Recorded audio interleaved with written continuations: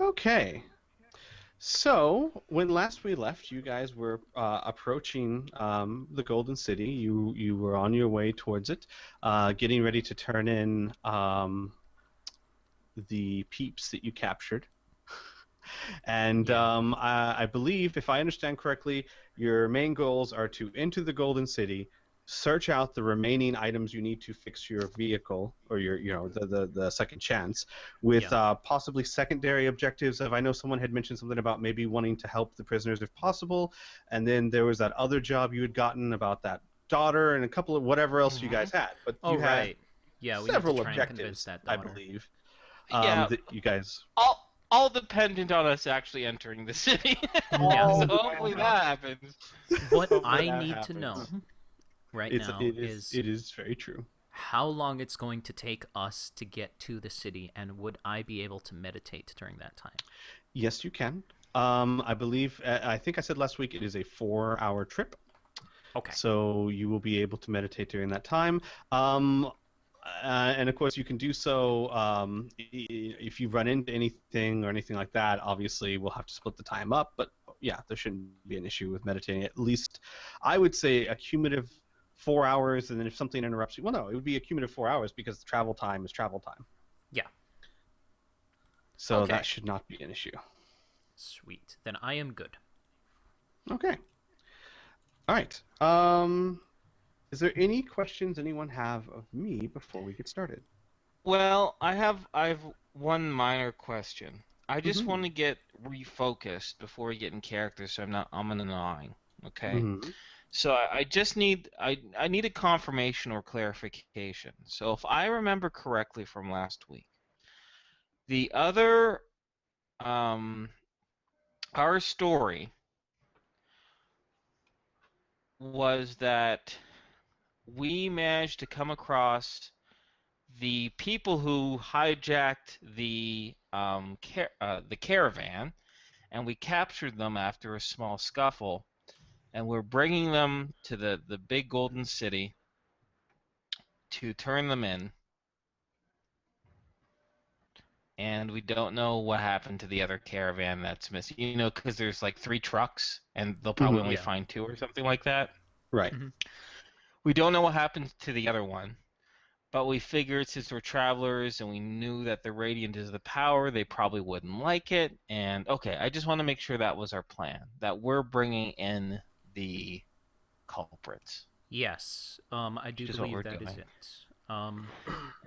And I remember they swallowed something so they could get out. They were of their own situation. Some sort of ring with a green little stone on it. Okay, yeah. Okay, I'm good. My head's in the game now. All right, we're good. Okay. Anyone else? Any questions before we get started? Now's the time. Actually, really, any time's the time. What about those pole arms? Have we had time to test those out, or no? Well, you guys had already tested them out. Basically, I believe you guys determined that they can fire the shots. Each golden trooper, and except for the ones on the caravan, but the golden troopers back in the town had a certain number of shots, and the shots did a certain amount of damage. I'd have to look it up, but I believe you guys already figured that part out. Because that would probably be a useful thing to know. Okay. Let me give me a second, and I can look it up for you. Sure. Well, we'll Squeeze looking that up. Just to clarify, though, the guys that we captured, they're in the golden armor, masquerading as radiant. We were able to see our way through it, right? Yeah. We're in our original armor. Some of it is pretty tattered, but it looks like we've actually been in a fight. Yeah. And we're approaching in our van. We're the captives? No, captor. No! We are the captors. Yeah. Yes. You're the captors. You put the golden suits upon them so that they look like they're the ones that did it. That robbed the caravan and took the armor. The resistance members. That's what I've been missing. Something was a little weird. Okay, there we go. All right. So our guys are posing as them. Yes. Oh, okay. Give me a second. And because you did ask, and I have no problems in case you need it for any reason, here, I'll put it in Skype, are the stats again for the blast staffs. Go. It holds 5 rounds, and I believe each of the 4. There were 4 guards in the tavern room. Had We wrote 10. down how many rounds we Yeah, have. good. I remember that. You I are gold. remember that. That's in our group loot. Oh, I typed it all down. I just wanted to know whether or not if we used them, but thanks. No, you guys. I don't believe you used it in the assault at all. No, All right. we didn't. I used one. Oh, did you? Oh. Yeah, I used it to try to hit somebody with the blunt part Oh, of it. but you didn't use any Oh ammo. no, I mean the ammo. No. I meant the ammo. Oh no. I was like, I remember you having one. I didn't think you fired it, but okay. So, you guys, unless there's anything you want to discuss, Adolin and his 3 other brave. Well, I shouldn't say brave. It's not my place. His 3 other companions that have bravely decided to risk their lives, have piled into your van. The really brave and, might I say, handsome. No, they pile into the van, and you guys begin your trip. Okay. About an hour and a half into your trip, you see about 500 feet to your left a raging fire. And as you get closer, you see that it looks like the remains of what was once a village. The wall is torn. It looks like it's been torn apart by something massive. Several of the houses are on fire, and there are, well, from that distance, it's hard to tell much else. Adolin, seeing that, would kind of tap his shoulder because he's tied up at the moment, and say, "Can we stop?" Why? Do you know this village? They are trade partners. I doubt anyone's alive, but if they are... Adolin, Xavier will say, you said you only have a few hours before those rings are passed from your system. You realize this delay could make things harder further on. He nods. Just a few minutes. Just enough to go over there and cry out and see if anyone is alive. Please. I'll turn the friggin' van off to the one side and park it. It's 500 feet away, though. Can we see any sort of movement in this wreckage? No. You can see several forms on the ground, but at that distance, it's hard to see anything other than they aren't moving. Can I zoom in? Sure. You can zoom in. You see the destruction is pretty total. Most of the houses are completely ripped apart or on fire. The wall has been torn asunder in several places, and while you do see several bodies, most of them have been burned horribly. All right, I just nudged Xavier and signed to him what I saw. You also see, strangely, a few not moving black, almost bat-like creatures. They're completely black. They have very skin, sinewy type wings, and small tails and black scales, and they also appear to be dead. All right, I signed it to Xavier. I'll see that too. My brother says he sees dead bodies, both... Wait, did they refer the... Oh, never mind, just a second. Both Sirenese and some strange black bat creature. Are you sure it is wise to cry out? Perhaps whatever befell this village is still around. We can offer our prayers to the triumvirate, so they themselves can guide their souls to the right place. But we will do no one any good if we end up just as dead. When you mention the black creatures, the 4 shoulders seem to slump, and Adolin shakes his head and he says, "No. If they are there, there is no hope. Turn around, my friend. There is no reason to delay." As it began to... Oh, sorry, no, he's still talking. Go ahead. He would say, "Those creatures, They are the forerunners of the beast. We don't understand exactly how or why, but when they show up, the beast is not far behind. And the beast leaves no survivors. The beast, I take it, is this one of the mad gods? He's quiet. He says, "Some think so. Others think he is but a servant of them, but most people believe that something so powerful must be a god." I obviously put the van in gear and begin driving down the road.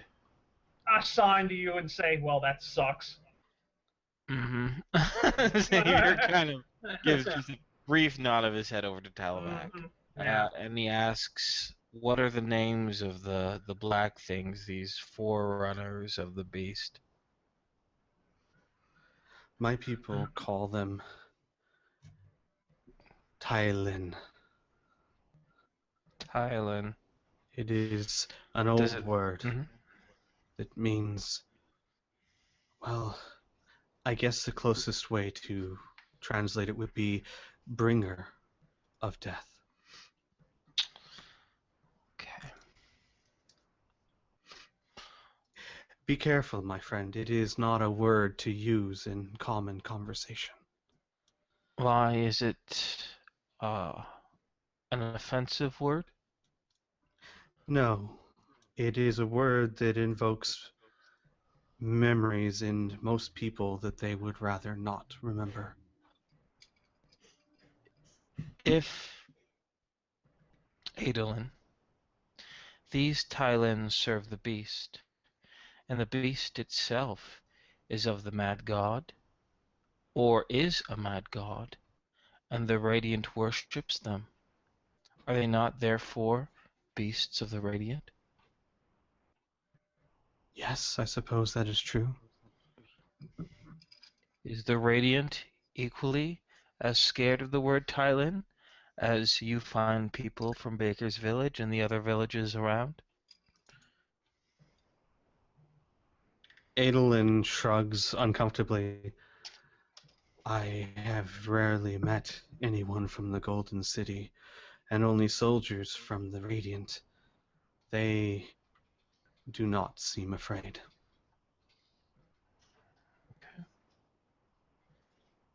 Good to know.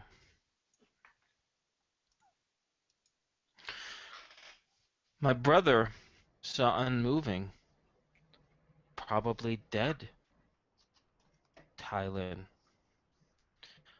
So have faith and be strong.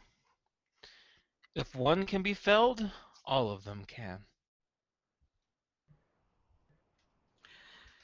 Adolin thinks about it and then says, "It is said that to harm a Tai Lin is to bring double destruction upon yourself, though much of what you have shown me has made me reconsider such things.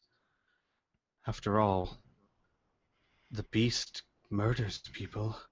What worse fate could there be, whether you'd kill one or not?" Precisely. Destruction is destruction, not doubly so. Well, I cannot say that I don't hope to never have to see one alive.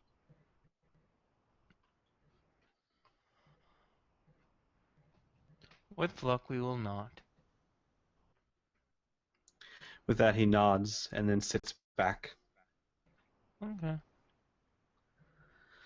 Good to continue The on. Okay. Are there anything else? Any other interactions anyone would like to do? Yes. Ooh. Yes, Mr. Lucas. Lucas is going to be sitting down the back, pondering to himself. He then goes, could someone in the front pass me a small, kind of colorful box in the, I believe I put it in the glove compartment? Xavier looks at Talavac, who is directly in front of the glove compartment. and I'll look back at you, and then I'll look at Xavier, and I'm like, what the hell is he talking about? I'm driving. It's best just to give him his request. Look in the glove box and see what's there. Okay. Open it up. Okay, you open up the glove box. Uh-huh. There is, I believe, a golden box there, Lucas. I believe so. Yeah. Or Yeah, golden yeah, box, yeah. All right. Get it and just give it to you. Nice. He's going to open it to show a colorful array of shurikens, and he's going to slip them in his pockets, and he moves forward slightly in his seat, and it's just like he turns to Isaac and says, "I hope this works." And he's going to then take his ring around his wrist, have a halo of dancing lights above his head while he stretches it out and douses him in golden light, and it's going to fall upon him, showing another suit. This is going to be of a very shaddily put together, like, cloth and things with a really weird straw, almost conal hat. It looks like there's small bits of, like, hooks and other like fisherman lines around him and things like that. Squee, Yes. do the shurikens disappear with the clothing, or do they stay there? You're gonna have to. I'm gonna mechanically, because I'm not remembering this ability that's happening. There, you gave me a ring that transported my suit to Yes. another. Oh, yes, yes. Okay, okay. Got it. No, you need to say nothing more. Yes, the shurikens would not be visible. Pats himself. He pats where the shurikens would be. You can feel them. If you okay, how to put this? You can feel the bumps and small things there. However, anyone who were to try and feel you would feel something that might be kind of box shaped, but maybe not. Might just be a part of the padding. It might not be seen at all. Fascinating. How's this look? And he's like spinning around. Oh, I should get a picture. Give me a sec. I actually saved the picture of what this would look like.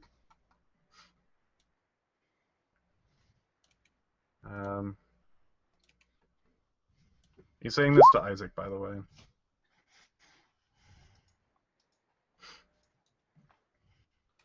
Jesus Christ. Well, you definitely look like an outsider. Xavier will actually say that with his eyes in the rearview mirror for a brief moment before they go back to the road.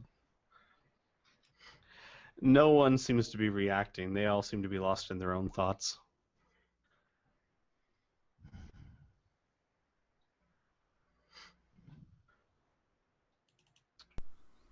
He looks over at Isaac.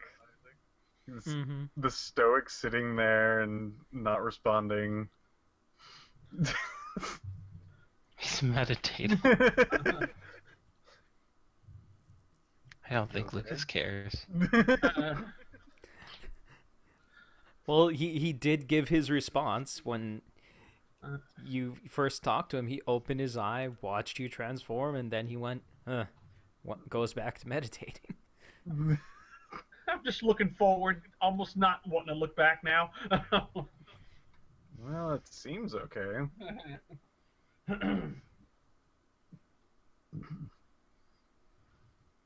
I'll keep it like this.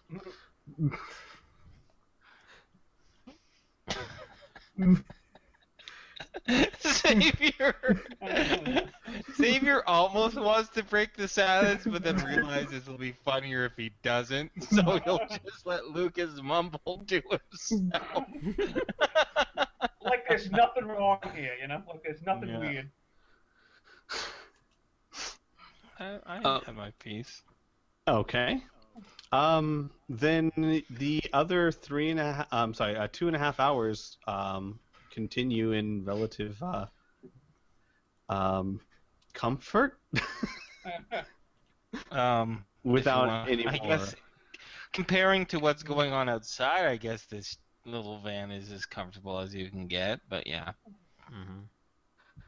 Xavier will then only suggest that we untie the men until we get about a half hour before the city, because I'm assuming they'll probably cramp up pretty badly with their arms and hands tied this entire time. And suggest that when we get about halfway, or at least when the city gets within sight, then they can, Isaac and Lucas, or they can help each other tie themselves up. Even Talavat could slip in the back and help with that. That way they won't be cramped up, because I have a feeling they'll need to be as limber as they can. Yeah. When the time comes. Seems fine to me. Very grateful if anyone chooses to do that. I will untie them. Okay.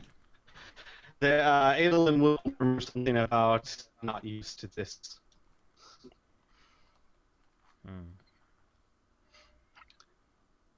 I have a question. Wow. I have an answer. Okay, we're in our van, the white one, right? Yes, sir. And it's just us four? And them. And those four. So 8 of you. 8. Oh, okay, good.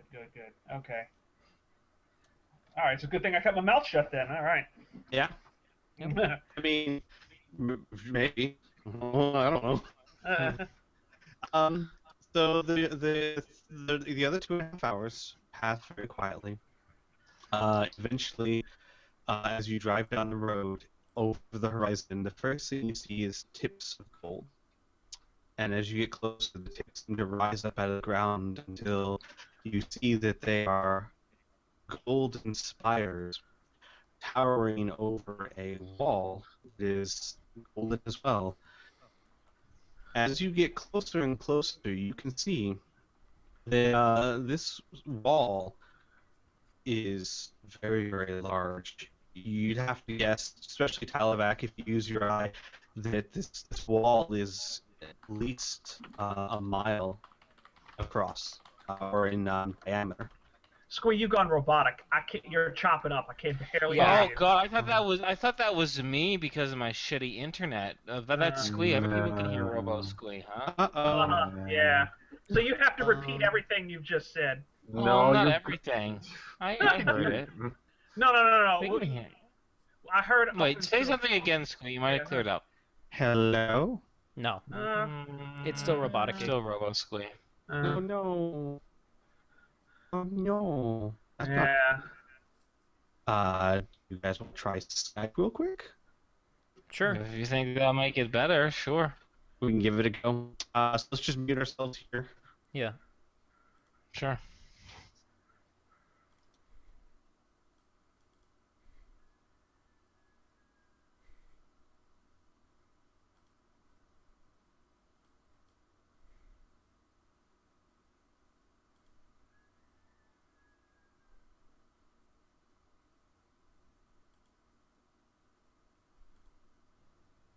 Hello?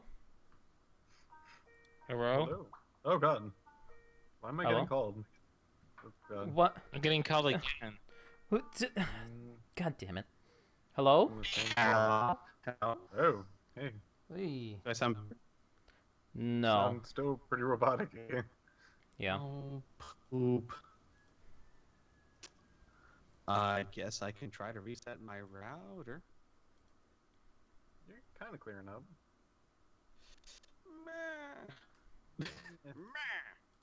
Never mind. Reset some routers. Yeah, go Turn reset some some knobs. routers. Pull some Turn levers. some knobs, pull some levers. Alright guys, I'll be right back. Hang on. Okay. David was unable to join the call. I'm gonna go back to the Google Hangout. Yeah, let's go back to the Google Hangout.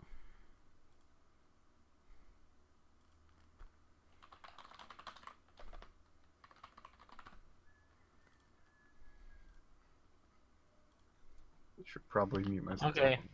Yeah. What's going on? Is Squee still robotic-y? Yeah, he Yeah. was still robotic-y. Okay, so back to the call. So he's gonna get it figured out. He's Well, I'm glad I'm not set. the only one who becomes a fucking robo DM. I mean, this isn't good, but at least it makes you feel a little bit better. Yeah. One of us. One.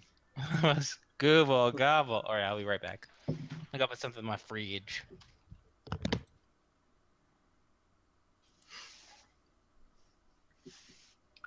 Hello, Peacekeeper. You didn't miss too much. We're currently driving to the city. We're almost there. Yeah, but Squee kind of went robotic-y, so yeah. It's fine. It's fine. I understood what he said, though. It was... Yeah. I mean, big spires, walls a diameter, a mile diameter around, gold. You know, all that good stuff. Yeah.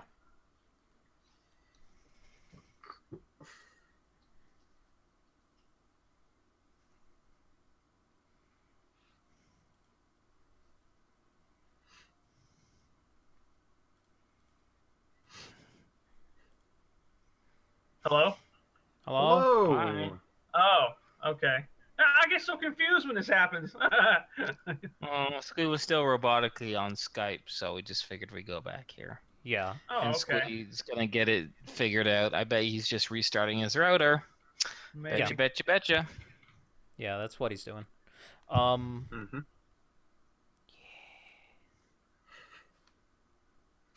Yeah. Uh-huh. Stuff. So, in the meantime, you know what games I've been playing recently? Is What? the Hitman series of games. Hmm. I got the classic trilogy, the first 3 games.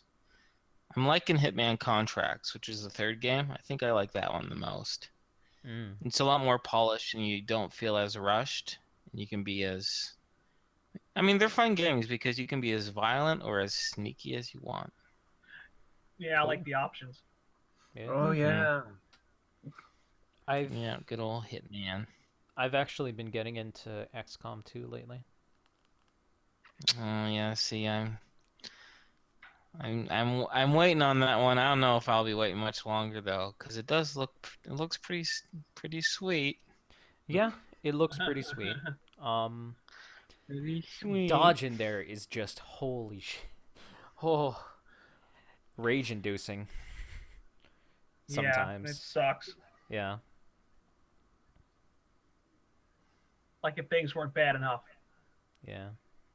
There are still bugs in it, but Well, It's still I'll wait till they enjoyable. can fix the bugs, then I'll get it. They Yeah. need to throw a fogger in there and get those bugs out of there. yeah. Different kind of bugs. Hitman is awesome. Awesome game, awesome concept. What the heck did I do? Which one did I play? Blood Money, maybe?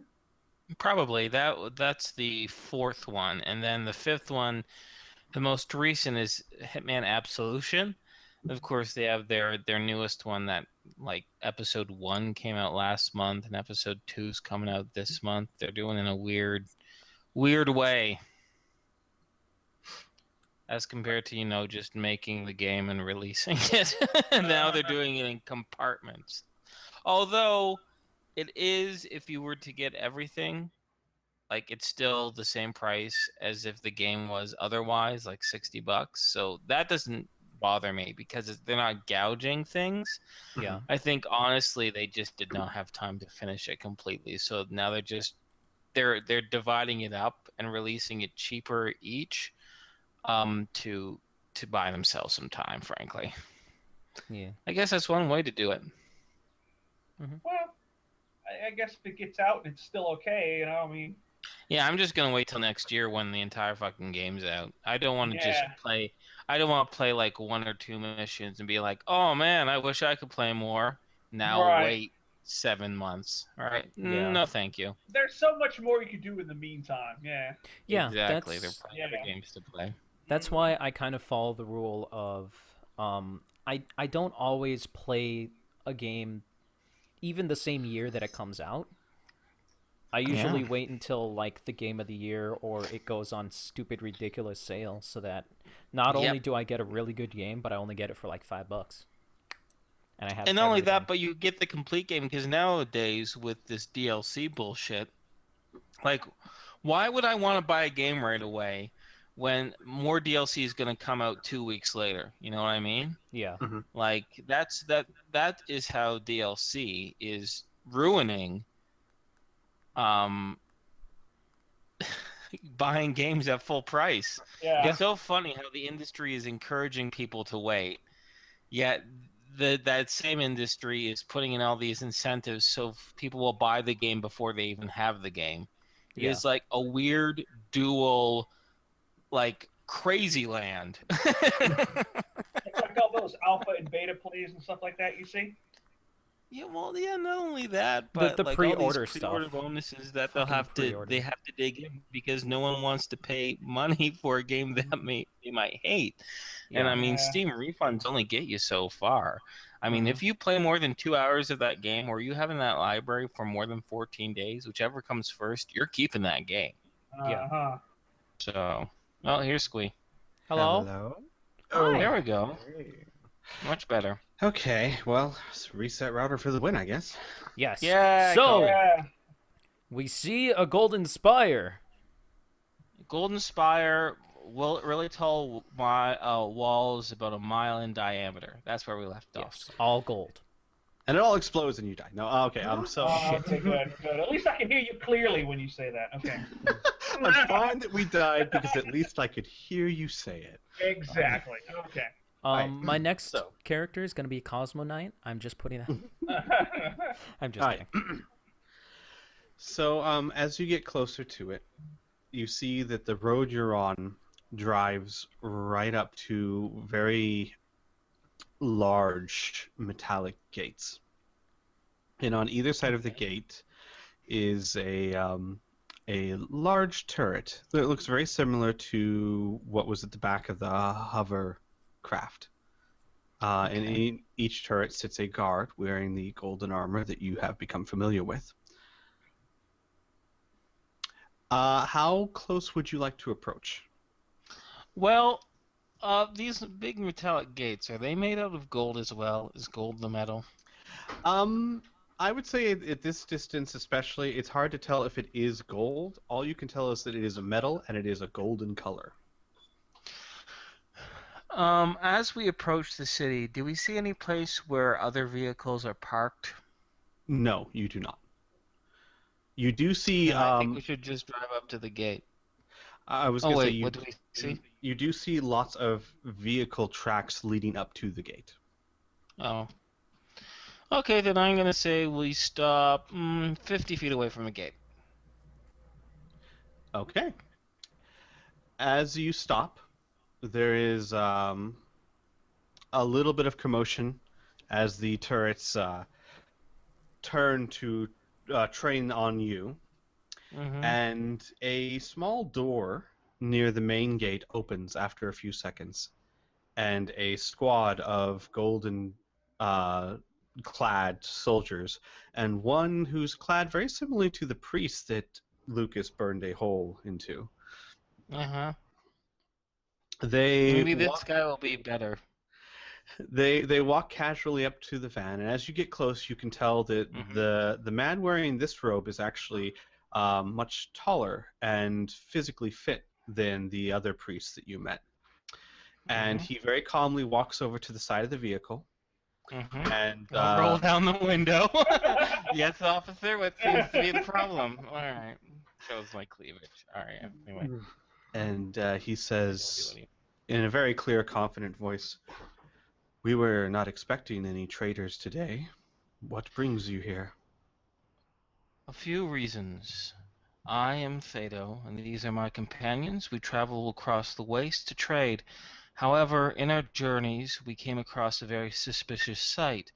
Men who wear your golden arms and armor, yet did not behave as such. We believe they meant you ill will, or perhaps they were brigands. We have subdued them. They are in the back of our vehicle. In addition, we found something on them very suspicious and very heretical. Shall I reveal this to you here, or shall we find a more private place? What? And he says this as he kind of tries to look, like, not into the van with his head, but look past you, behind you. What heretical device do you mean? Technology, Xavier whispers, as if the word will set him aflame. He looks back at his men, and you hear some chuckles, and he goes, I am sorry, Outlander. I do not mean to offend. I understand that many of your kind have apprehensions of such things. Know that the Radiant does not think this technology is so suspect. What? Pray tell. I'm sorry, you wanted to speak? Mm-mm. Mm-mm. No. That was Inferno, because I wanted to say something, but I want No. this guy to finish. Okay. He would say, what technology do you find so offensive? And Xavier will, of course, he has a mask, right? Mm-hmm. But underneath that mask, he is smiling, and in his head, he's like, "Oh, you guys, you're so smart. But if you really knew who we were, you'd be very worried." And then he goes back to his superstitious, Outlander's traitor self, and he goes, if you permit, sir, brother, reveal it, but carefully. Who knows what witchery might befall us? It's best we give it to the hands of those who are wise and powerful. He's saying that loud enough so the other guys can hear, especially Mr. Head Radiant there. And he'll gesture to Talavac to fetch his personal computer, wrist-mounted computer, out from the glove compartment. And then face his palms open so Talavac can hand it to him. All right, I take it and look at it and kind of like lower my head, like ashamed to have it, and then put it in your hand. Nice, good. If you could read Xavier's mind, he'd be like, "Good, Talavac, good acting." The priest sighs. And then Xavier is going to like hold it, and he's gonna make his hands quiver a little bit. Like this is a fragile egg, and he doesn't want it to drop because the egg has napalm in it, and he doesn't want to get burned. And as he heads it over in his mind, he's like, "Goodbye, 7 terabits of illegal Thraxian entertainment." As he hands it over to the Radiant Head. The Radiant takes it and looks at it, and then he passes it to one of the soldiers who begins inspecting it. He says, I will say that is not the type of thing that we allow the locals to have. It is good that you brought it to us. And then he'll kind of bend down and say, and almost like conspiratorially, "You're a traitor, yes?" Indeed, that is our bread and our butter, as the mad gods will. I have been told that sometimes traitors are told by the locals here that technology is an evil thing. Please tell me you don't actually believe that. Xavier looks behind towards the superstitious prisoners, and then looks to him and decides to choose his next words very carefully. It is amazing what some people do believe.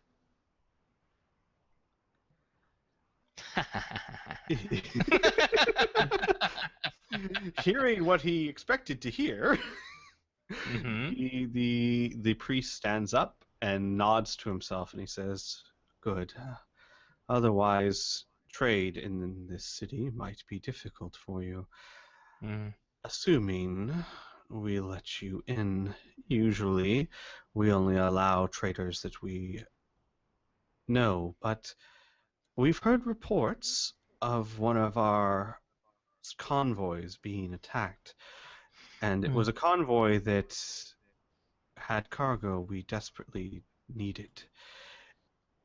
They mentioned people in golden suits of armor attacking them. If these are what you bring us, it would be a nice, shall we say, welcoming present, indeed. Then such present we give unto you, O wise and powerful Radiant. Yes. Yes, we are. Mm-hmm. He thinks for a second, and then he brings his wrist up to his mouth and goes, Sir, I do believe that at least some of the culprits in charge of attacking the earlier convoy today have been apprehended by... I'm sorry, sir, where were you from? Across the wastes, but if you wish to know our village name, uh, it is Kaloth. From Kaloth, sir.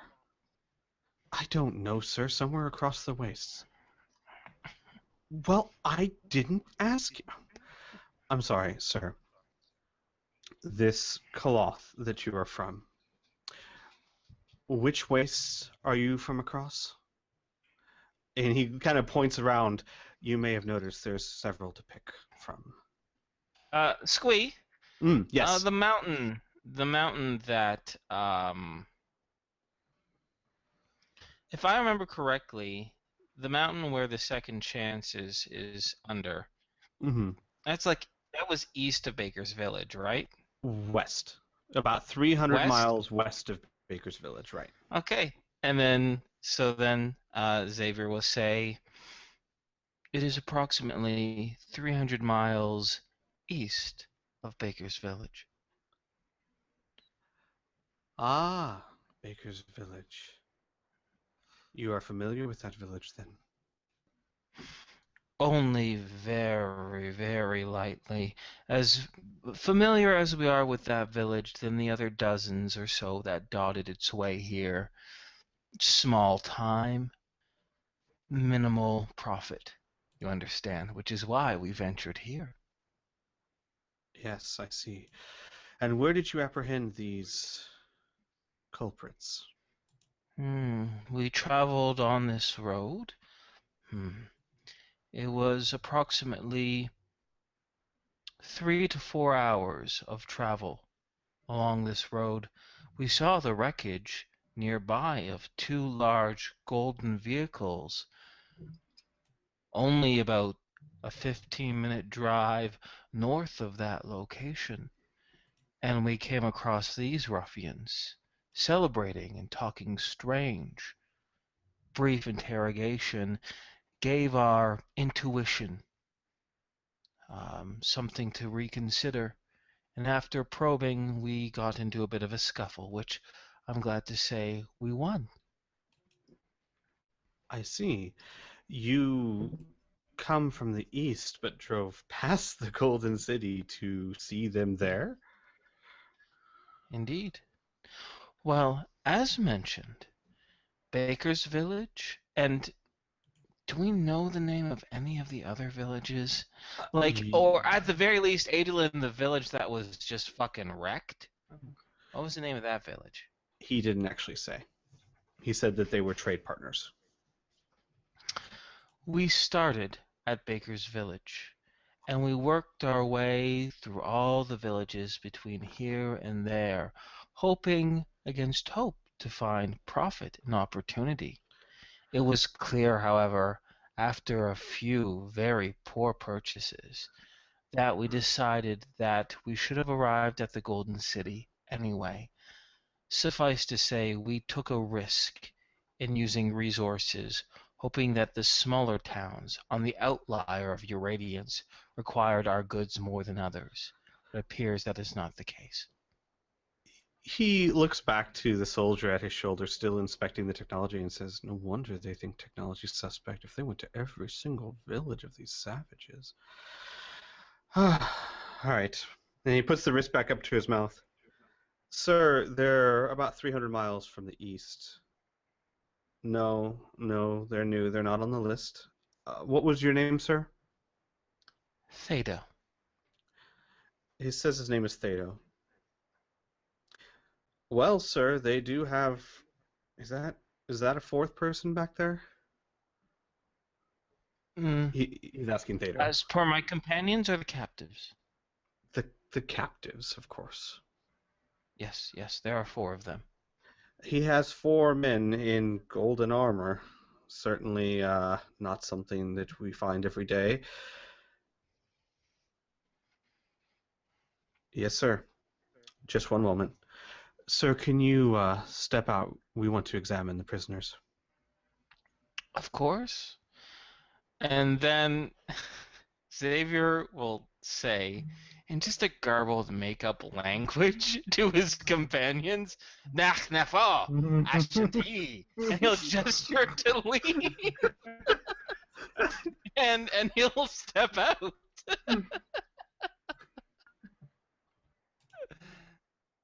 Isaac man. will open up the side door and step out, revealing most of his clothes in tatters.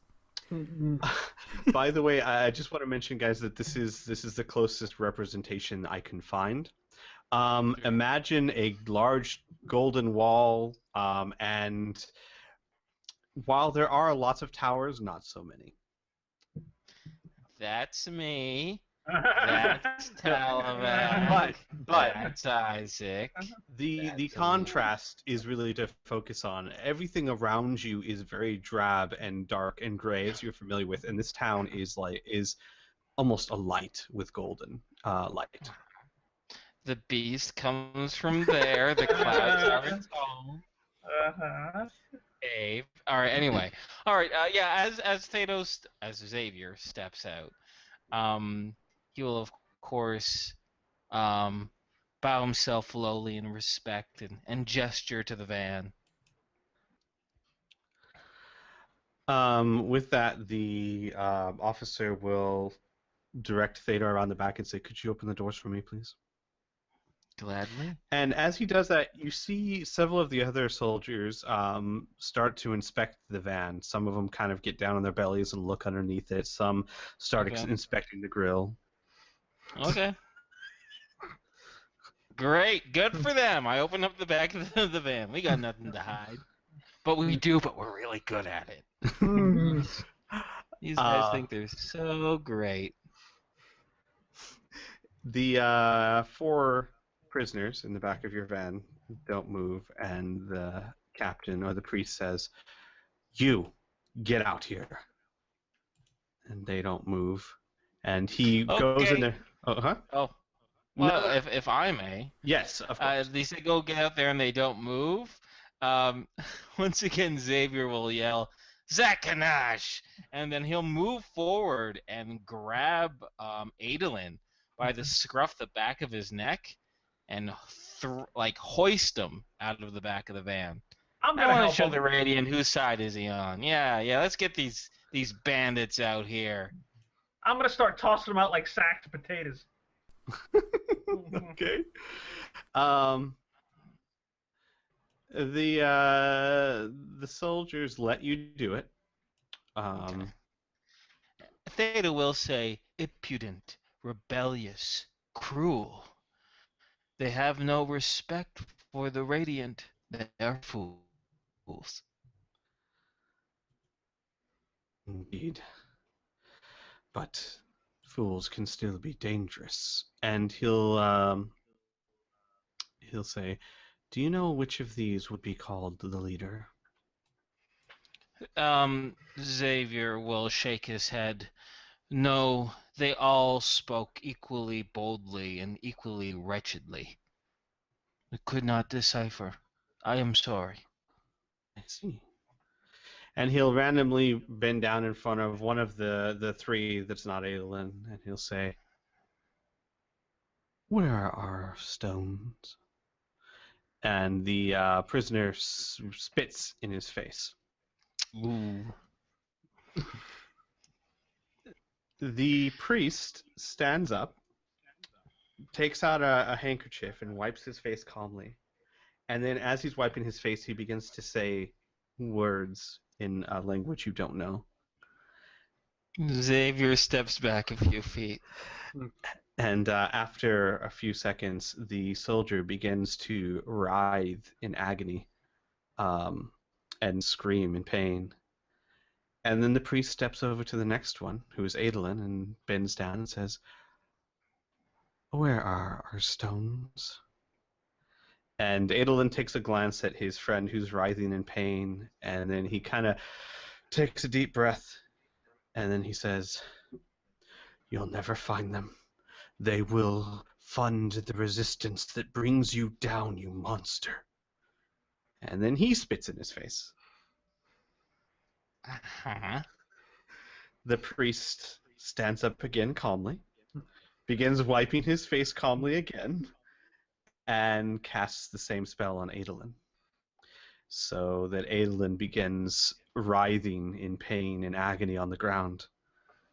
And then he turns to you and he says, "Well, that certainly answers that question. The heathens are at least some of the ones we're looking for. Good work. Normally, access to our city and trade with our merchants would require several meetings, though given that you have done us a service this day, I have been authorized to allow you access to the city with a guide and a bounty of 2,000 stones as a thank you." Xavier, as Theta, once again bows low, very, very low, and says, "Oh, sir, you are as generous as you are wise and just. May forever I say, thanks to this boon you give us, never shall we even think of passing by this golden, beautiful city ever again. May this be the start of a very profitable and very beneficial relationship. Many thanks. May the six smile upon you."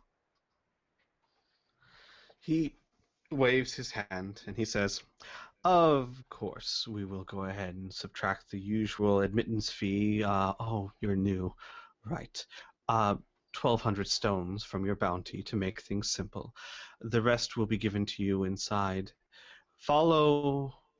Once the gate opens, a guide will be there. He will direct you to where you can park your vehicle and give you any guidance on the town that you may request. You are welcome to stay as long as you would like, and if things go well and profitably, the council may decide to give you more permanent access to our city for trade goods." Great wonders and thanks. Before we depart, sir, perhaps since we are new to this village and we do not wish to spoil any sort of relationship, either short-term or long-term, what may be the rules of the land? What is a visitor permitted to do and it is not permitted to do? Your guide will give you all the information you need on that. I, unfortunately, sir, have other matters to attend to.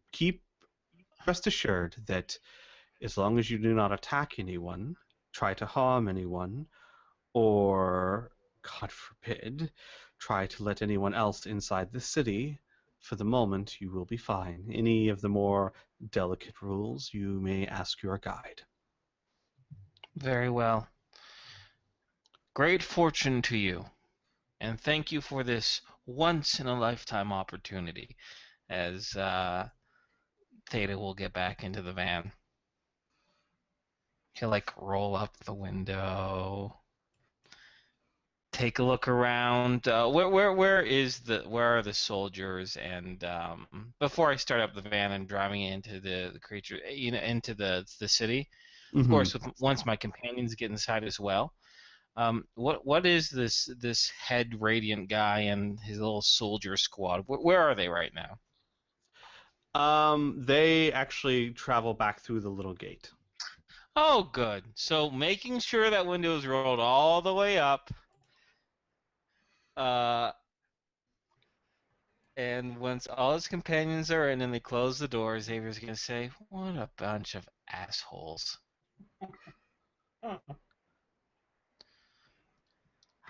I should note also that the prisoners are still kneeling out there, two of them, Adolin and the other gentleman, in agony. The turrets are no longer pointing at you, they are pointing at them. But two of the prisoners are still in our van, right? No, they're all four out, kneeling in, well, I guess you can't really call it a line when two people are writhing on the ground, but in somewhat of a line.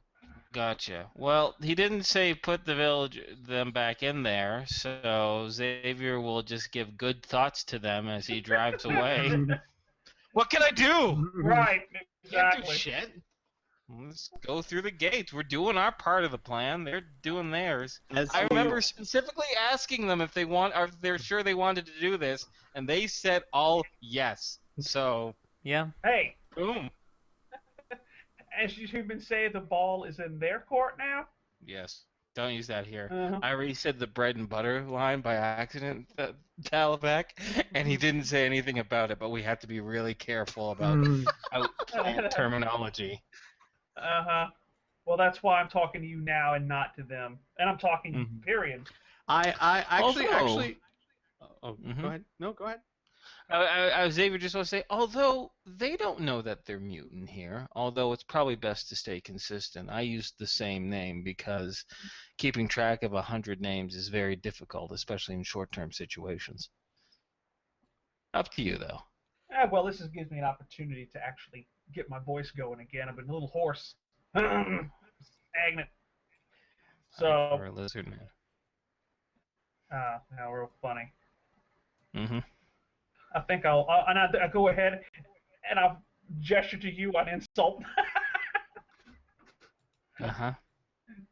How's that for a Thank you, horse? Tat. Mm-hmm, no problem. All right. That's more of a bird. All right. All right. As you guys roll slowly towards the gate, the large gate begins to open outwards towards you, and as the gate opens outwards, a larger column of soldiers exit from it and pass your vehicle on either side, going past the van and gathering up the prisoners. Okay. There is one who stands there in a lighter set of golden armor. It is still golden armor. It still has the same basic design to it, but it stops at his shins and is short-sleeved, and he's not wearing a helmet. And he stands there with his arms crossed behind his back in the middle of the gate as you roll towards him. He slowly walks over to the driver's side. Yeah, I don't run him over. I do stop the vehicle. Okay, great. Dun, dun. I roll down the window. And he says, I am to be your guide. My name is Fawn. Fawn. Okay. I am to grant you every courtesy as a visitor of our fair city, and to answer any questions you may have, as well as guide you in our customs so that you do not accidentally insult anyone. Insulting is the last thing that we want to do, Fawn. I am Thedo.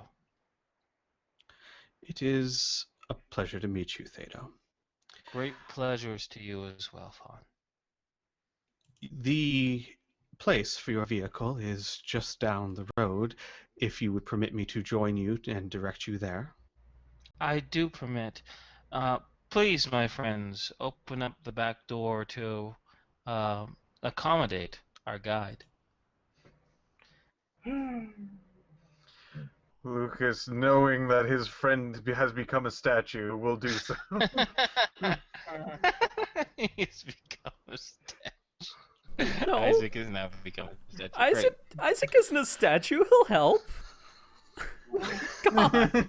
Well, he didn't say you stopped meditating. I did. I Only said I fair opened up that the side Lucas door is and got gonna- out, and then I got back in. You could That be doesn't meditating necessarily while mean. you're Yeah, I was doing gonna that. say. maybe Isaac's really skilled. All right. Jeez. So the guy steps in through the back of the van and takes a seat behind the driver, and he begins looking around, and he looks at everyone, and he says, "Hello, Thedo, you said your name was? Correct. You'll want to take a left here, and I will direct you where to go. It's not very far." Okay, I'll follow those directions. I don't want to go off base just yet. Although I was thinking it'd be hilarious if we just fucking robbed this guy right here. God. But we know who it was. Quick, get him! So, just a heads up, everyone. I have a bit of a description of the town that I'm going to read to you. If you have any questions, please just wait until I'm done, so you have a full picture, and then Okay. your guide will answer any questions you have. Wait until the tour is done before we ask any questions. You got it. Yeah. You got it, DM. As you pass the city gates, you see the Golden City sprawling out before you. Only a few dozen feet after passing through the gate, you're forced to turn to the left as you drive up to a golden metal railing. Looking out over the railing, you can see that the entire city is built around a giant abyss that stretches down an unknowable distance. Everything in the city seems to be golden in color, from the smallest house to the paving stones that cover the street. The road curves along the wall leading down into the Great Hole. It is clear that you are at the top of the city and can see that the road spirals over a dozen times as it descends. The part of the road opposite you is over a mile in distance, but the lower levels move a little closer to the center of the hole each time, giving the appearance of a city-sized stadium whose rows are made up of houses, shops, and unknowable buildings that stretch towards the sky until they tower above the city wall. All of the buildings are built with their backs against the solid rock wall as the city streets pass in front of them on its march towards the bottom. It is only a few dozen paces from the front of each building to the waist-high golden railing that separates people and carts on the street from the unfathomable drop below. You can clearly see several box-like contraptions that hold people and goods moving up and down this 30-some-odd feet between the different levels of the city, providing an alternative to the many-mile hike it would take to travel to the lowest level. You can also see that the buildings become larger and more elaborate the lower you travel. The buildings on the lowest level are elegant enough to be fit for a king. Below them is a pitch-black hole more than 500 feet across. As you drive and have traveled a mere 500 feet, your guide points at a place to your left against the wall that holds many vehicles, and he asks you to turn in there and find an empty space. Okay. Are there a lot of vehicles in this little parking area? In the specific one that he's chosen, there's about 6 others, and you can see that there's several pins, for lack of a better word, that hold vehicles. Okay, and these vehicles, do they look like hovercraft or more conventional craft or what? There are And do they look like they're official radiant, aka steeped in gold? There are a few of the golden hovercraft that appear to be in more fortified pins. There are also several vehicles that are similar to yours in other pins. It is quite clear the difference between the two, though. The ones that are not the hovercraft are many kinds of colors. Okie dokie. I find this spot and park. With that, the guide will turn to all of you and he will say, "We do not allow weapons of any kind in our city other than a small blade or the like. For safety concerns, of course. You are allowed to leave them here in the van or to submit them to us to be returned to you when you leave. It is your choice, but you will be searched before you move on to the city proper."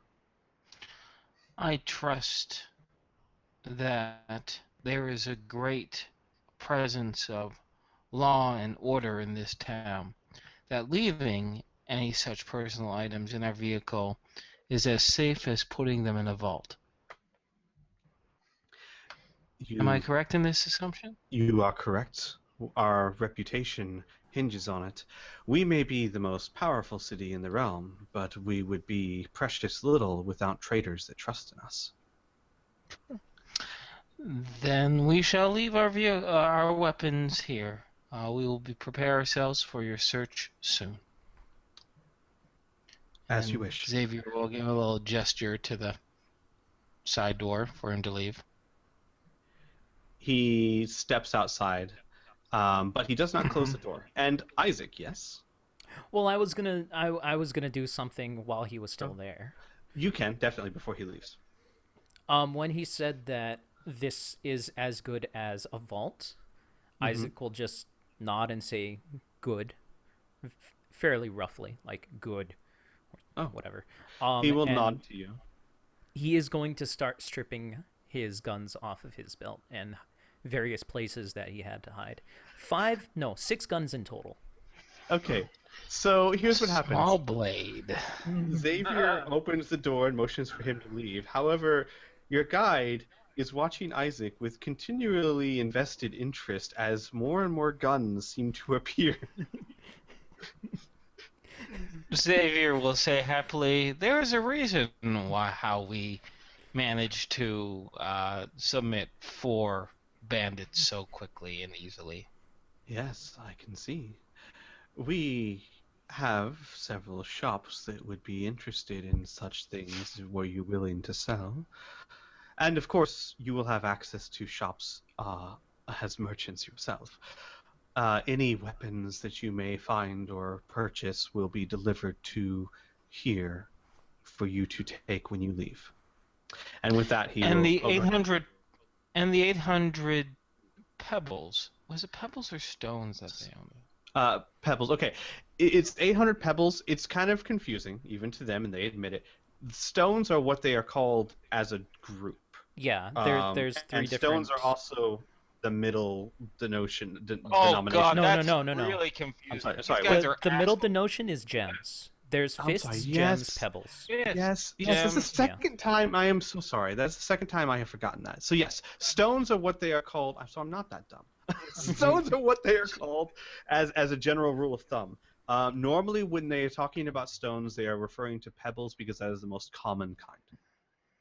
So if they say like, Pebbles. so yeah, but if they say 200 stones, it's kind of like saying $200 Quid. or yeah, exactly. Bucks. Yeah, in different Okay. denominations. Mhm. Like for Alright. the 800, he could give us 5 or 4 fists, and boom. Exactly. Gotcha. Anyways, Your guide says Xavier your guide. will ask, and our 800 stones will be delivered here as well. Actually, since we love the idea of our capital being returned to us locally, your 800 stones will be given to you once you pass inspection. Ah, wonderful. All right. Heads up. He didn't say you could bring a gun. So my little Walther PP style pistol, staying in the van, going in the glove box. So I have no weapons with me, but I am taking my mirror, my pocket flashlight, my notepad with pencils and pens, my knapsack, and 2 canteens. The only thing that Isaac will have is his tattered clothes and his brain. Ooh. So he really just has tattered clothes. Bazing! Whoa! Bam! Isaac makes a psi sword. Ah, shit. All right. Oh no, my silver. How Don't quick, cut it off. let's play how quickly we can get kicked out of the city.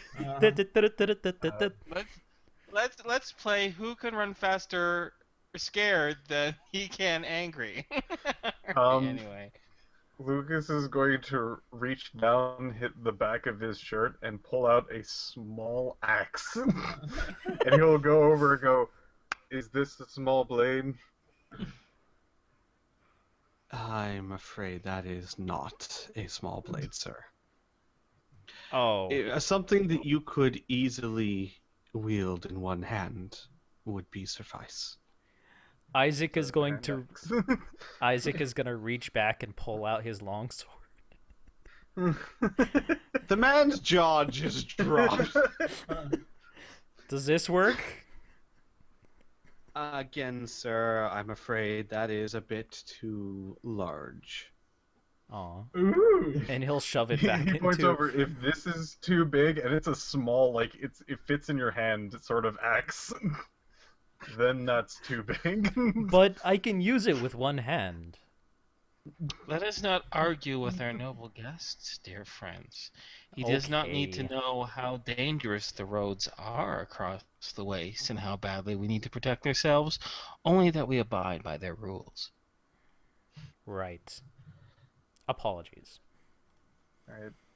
Lucas is going to take the axe and also untuck the box and put those in the glove compartment. Okay. Yeah. I guess he's still bringing around his freaking guitar case, though.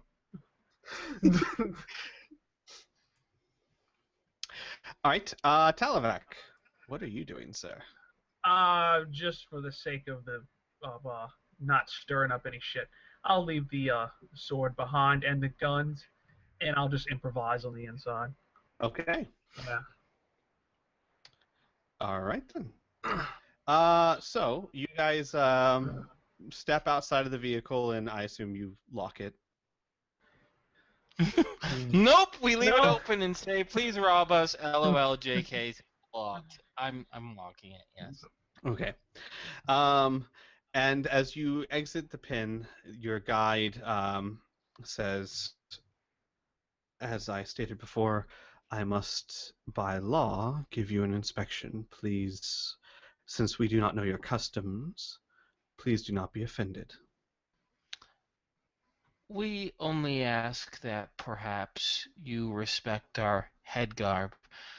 We do not reveal our true faces unless it's in very, very private, intimate circumstances. That will be fine. Any weapon that you Okay. could hide in there would be small at best. Indeed. Okay. Yeah. With that, he will begin patting everyone down. No one's actually really hiding anything except kind of Lucas. Except definitely Lucas. Okay. Definitely. Lucas. We're What gonna be you'll here a find while. besides miscellaneous items of just bubble gum, things like that, just freaking bag of marbles. He will also find throwing sticks, an actual knife. And if he checks the guitar case, he'll find 9 fairly large flutes. How about the shurikens? No, he put those away. Oh, he Okay. didn't actually take him with him? No, gosh, All right. no. When he said Oh. that he was going to be inspected, he's not taking them with him. Got it. Oh, I see. Okay. All right. Then everyone will pass inspection. The guide will be interested in why all the flutes. He would even ask Luke as such.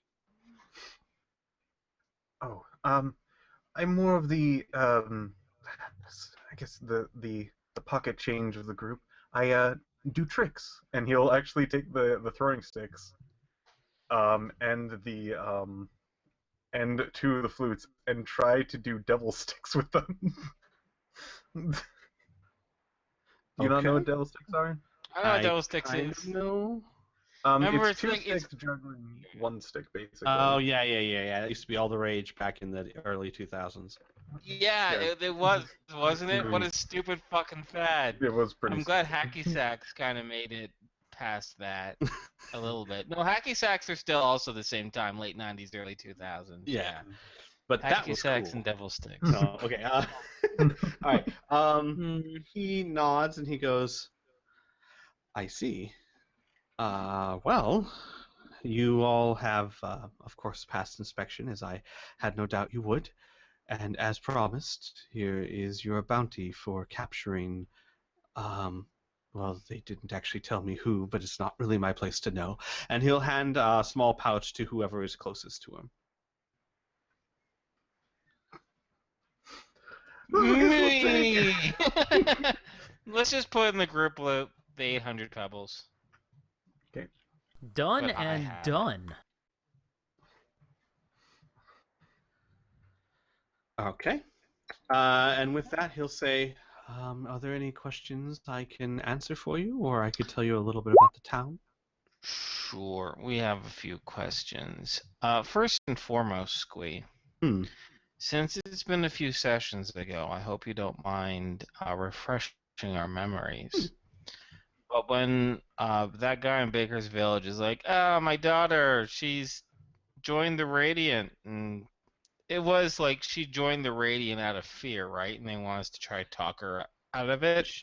From what he told you, she joined the Radiant thinking that if she joined the Radiant, her family would be safer or in a better position, or perhaps even one day allowed entry into the Golden City. So it's not so much fear as hopes and dreams that her family will be better off. Okay, do we know her name? Yeah, he told you, and I did not write it down. I wrote down all the details except her bloody name.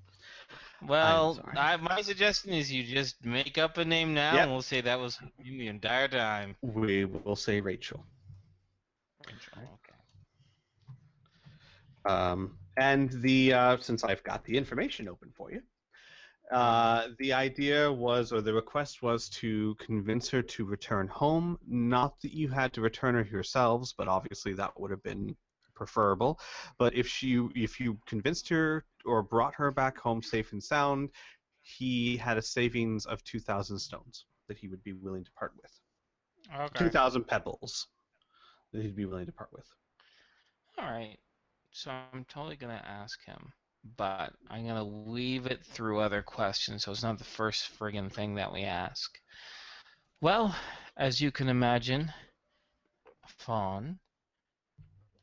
Well, I guess the first question is, do individuals of your station have official titles, or is it permissible if I call you by your given name, Fawn? Fawn is fine. I am a member of the Radiant, but I have not earned a rank yet. Oh, I see. And Theta will like tilt his head a little bit as if that's hit something very, very interested. I see. How long does it take to join the Radiant? Well, to join the Radiant, you must prove that you are dedicated. It's easier for a natural-born citizen like myself to become one. We do allow outsiders from time to time, though they usually have to go through a very difficult process. I see. I understand. And this process, how long does it take? I suppose that depends. I am not from the outside, so I don't know the details, but it is rare that one is allowed. Back in our village of Kalath, we had members of certain class, certain military. They all lived in the same place, you understand, to help with better understanding and fraternity and tactics. I'm a merchant, not a soldier, so that's all I know. But do you do similar here in the Golden City? We have a barracks, of course, towards the bottom of the city. We house all of the Radiant soldiers there. I see. Well, enough of your own personal vocation. My apologies if I was getting too personal. For those who are travelers, and we have traveled quite some time, and there's a very exciting time, there are typically three things individuals like ourselves seek: a place to rest our heads, a place to refresh us with food and drink, and of course, a place to trade. Do you have recommendations? I do. If you would come with me, I will lead you to such a place where you can gain refreshment, and it will give me some time to explain the layout of the city to you, as I'm sure you would find helpful. Refreshment would be fantastic, and Xavier will look to his companions to see what their consensus is. Isaac nods. Oh, that would be delightful. We are all in agreement. Lead on. Of course. And he begins leading you down the road, and you can see now that you're walking down the road that around you are all manner of people. Now, the items in the city, the houses, the roads, the railing, even the elevators, even some of the carts that people drag are golden in color. Their clothes, not so much. Their clothes can range to be any kind of color, but you do see a lot of people with a golden theme, gold and silver and the like. Xavier wonders to himself if these people ever get sick at the looking of the color gold. Well, as they travel, Xavier, as Theta, will ask, we saw many things when we first entered the city, each more wondrous than the last, but one was very peculiar, if I was wondering if I could ask. That large hole, that pit of this city, what is that? How did that come to be? Ah, that is where the servant of the god dwells. That is where those they call the beast lives. The more important you are, the closer to the beast one may live. It is the highest honor to be able to reside towards the bottom of the city. If you are lucky, while you are here, you may see him take wing or hear him growl. It is terrifying and amazing all at once. But never fear. Inside, Xavier's like, yay. just as sarcastically. He says, never fear. The beast is only dangerous to those who displease or are enemies of the Radiant. The very fact that you have been allowed into our city grants our protection to you. And for that, we are eternally grateful. Not As we continue to walk along, even though they can't see my face, they'll just see Xavier turn back to his companions and let them just imagine what his face looks like before he turns his head back forward. Like, oh my god, what the fuck? Mm-hmm. Hey, out of curiosity, Squee, Hmm. during that lovely description of the Golden City, by the way, we know that their defensive perimeters around the fence have like these kind of like turrets in them, right? Probably energy weapon, maybe something else, right? Or on the outside, yes. But on the higher buildings, are there any such armaments? Because I'm starting to think, I have a crazy idea. This is what Xavier would be thinking, so hopefully you can answer it or not. Mm-hmm. And he'd be looking up along the skyline. Is that I have a feeling, thanks to their little beast, they pretty much have the air controlled. You know what I mean? But I'm curious if they have any sort of weaponry higher up. None that you see. Interesting. This tells Xavier two things, and tells me two things right now, which I'll share for the simplicity. One is they don't expect their air attacks because they have their beast, and two, they must have a really great control of this beast. Because, you know, even if I had like a pet fucking Palladium that's a dragon that does mega damage, I'd have to trust it a lot to make sure it doesn't go on a rampage of my own goddamn city, right? Yeah. So since they don't have defenses, it implies they have that trust. So that's good to know. Anyways, I'm good to continue. Okay. Well, I mean, as soon as we broke atmosphere, it was on us pretty much. So No, that's how fuck. much control that they have. Okay. Your guide would, as you walk towards one of the elevators that he is leading you to, will tell you a little bit about the city. He will explain that there are 12 levels that spiral downwards, and that you are welcome to walk the full length of the road, and many do, but that he plans on using the elevators to speed your journey. Okay.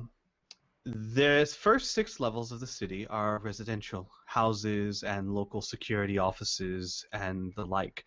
And while he says that this is He doesn't use the word poorest part of the city. The impression that is meant to be given is that this is certainly where the lowest class of citizen in the town live. Despite that, it is very clean, very well maintained, and even the smallest houses are big enough for large families to live in comfort. The next 3 levels, he says, are the market district, where dozens of shops and taverns and inns reside. And he states that most traders never go below the market districts, though it's not forbidden to do so. And then he says that the last 3 levels are where the leaders and influential members of the Radiant live, as well as the military complex is where he is housed. He also tells you that, again, he kind of points out again that the more important you become in the ranks of the city, the closer to the bottom you are allowed to live, thus the closer to the beast and the gods. Yay. He goes on to explain a little bit. He explains of the mad gods. He says they lost their names many years ago, and that they are to be loved and feared, for they are mad. And while they protect us, they also punish us, and we live by their blessings. And to not be alarmed, but that sometimes one of the gods may appear before you in the image of a giant blue man, a visage that appears to float over the center of the city. And while he never speaks, he sometimes points or gestures or bends down. And that many of the greatest priests have spent their lives trying to decipher what it means, but that no one has ever been harmed by it, and that many feel blessed when they are touched by it. And as you travel down through the elevator, he explains this, and when he's finished, he asks if any of you have any questions that he could answer for you. Not at the moment, but perhaps a refreshed mouth and body and mind might elicit more questions. But for now, you have done an excellent job introducing us to your wondrous city. Well, thank you. It honors me to hear that, and if I do well, I will be one step closer to earning a rank. Good. And with that, does anyone else have any questions for him? Lucas does not at the moment, though he does say many times that he's interested in going to the market. Okay. Isaac, good. I believe the idea was is that we're going to get a spot to eat so he could tell us more of the laws of the land, and then I think we're free to explore. But I mean, if Lucas is super insistent that we go to the market fucking now, we can make an exception. Oh no, he's very much going like eat first then market. Like he's very interested to go there next. Oh, okay, great, groovy. Yeah. Rest, then go. Yeah. Yeah, I agree. I have to agree. We have to continue to make them think that we're merchants, right? So, and also I'm curious about the market too. Don't get me wrong. Okay. Anywho. So he will lead you guys to a golden building in the market district. Once you get down to the first level of the market district, you do see that there are, instead of houses, there are larger buildings with signs above them. And many of them are shops that he explains that are common sundries, food and clothing and the like. There are a few that sell more exotic things. He points out that there are Sweeney's Imports is a favorite of his, which is a store that has many exotic items from across the wastes. There's Levin's Luxuries, which is a store usually for the more enterprising entrepreneur or citizen, where they can buy very finely crafted clothing and jewelry and things like that. There is the Magic Emporium, He says where he points out that magic isn't common in the city, but there are those who practice it, and Beatty actually knows enough to open up her own shop, but that she's a little odd. And then he says there's always, of course, the traveler's best friend, which is the name of a shop that caters to travelers such as yourself to provide them with any equipment that they may need to survive in the wastes outside. Those are a few that he mentions. And as he does so, he leads you into a tavern that when you enter, you find two things. One, that it is very clean, very immaculate.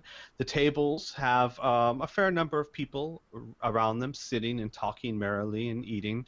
You find that the building is much bigger than it looks like from the outside. It is as though they have carved away the rock face to allow the building to be bigger than it first appears.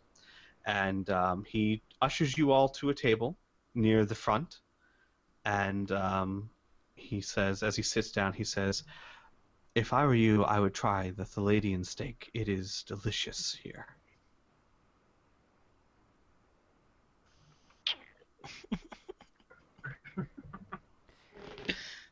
Xavier thinks, I'm so sick of Palladians, I don't even want to fucking eat one of them. But he asks, well, a high recommendation indeed. What selection do we have in regards to edibles and drinkables?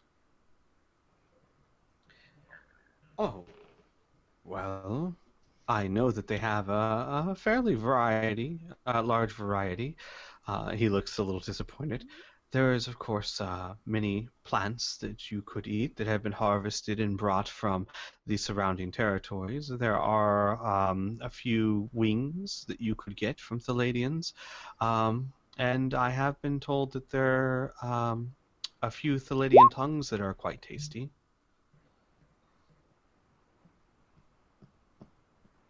I hate this place. God, this stupid fucking planet.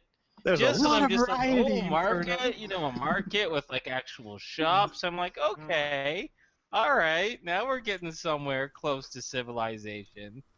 And now look at their menu. You know what they say about a culture? A culture is defined by its food. And man, this culture sucks. That's a large variety, Inferno. It's all made from the same creature. No, I don't. I'm not criticizing you as a DM. No, I know. I'm criticizing these fuckers and their goddamn love. It's like a No. pig. All things. Okay, first let me explain. Completely agree with you. Second, I can point out that Palladians is more of a blanket term for, think Palladians like mammal. Everything's called a Palladian, but there's so many different types of Palladians. I don't care. Yeah, no, but I'm with you. Don't get me wrong. Me as a person, Yeah. I would agree with it. Yeah. I want to cry. I want to go back in Alright. space. Make it nice and simple. This planet sucks. I got an idea. Alright. After listening to Fawn, Theta will say, well, we are outsiders, and you are not. You know this town, you know its food is best than anything else. If you give us a recommendation or a favorite dish that you enjoy, then I see no reason why we wouldn't enjoy it as well. AKA, I'll have what you're having. Okay. Yeah. Hang on, my mouse is going crazy. Like literally, it's acting like I'm. You know checking. why? Because your mouse is a Palladian, and it's like, Oh. don't eat me! No, it's acting like I'm continuously pressing the right mouse button, which is weird. Is it stuck? No, it's not. But it seems to think it is. All right. He actually will grin happily and will order everyone on the table a round of Palladian steak and greens. Yay! What to drink? What are we having to drink? Oh. Palladium. He will say. Palladium milk. No, he will say. Oh, sorry, Palladium blood. He will say, now see there, you're in for a treat. There you Yes. are in for a treat. And then he won't say anything more until the food comes. And before you is set forth a plate of a large steak that looks kind of like a cut ham. The skin has been taken off and it has been thoroughly cooked.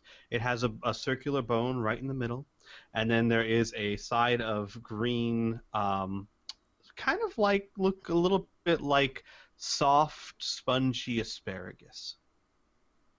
And next to each plate is set forth a cup of what looks like clear water, and it is cool to the touch, and there's some condensation on the side of the cups. And when he puts them down, he says, "We have the purest water here you will ever drink." Isaac Judging turns. by his tone, Xavier will pick up on it, and as Thedo, he'll make like a small impressed noise. Like not like but something close to that. Isaac is just staring at Xavier right now. Alright. Now Xavier's gonna remove is it possible the way these masks are for it to have most of the face covered but the mouth open so we can eat with our faces still covered or no? Because things might be tricky for Talavac. Yeah. Unfortunately, you could remove the top part or you could remove the bottom part, but that's about as sophisticated as it gets. LOL. Someone's not eating. Again. Again. It's not my fault. These guys. You said you were fine going to this planet. You knew what was happening. No, I didn't. To be fair, given the reaction of some of the people here, you may be being saved. All right. So Talavac, I take it you are not eating. I just grab the greens, stand up, and then walk out. You could. Okay. I will mention this because I will say that you could do this, though it would be very odd. You could, of course, because the mask is attached to your face by bands, like elastic type of bands. You could pull on the bands enough to slide food underneath it if you wanted to do so while keeping your mask on, if you chose to. But this would not be the simplest task in the world.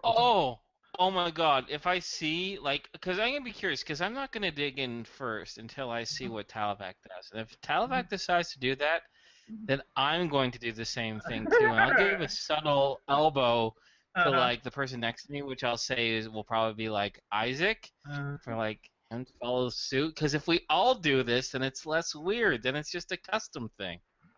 All right. Well, then in that case, I put my head down to my lap, grab the food, and just start feed myself without looking up. Okay.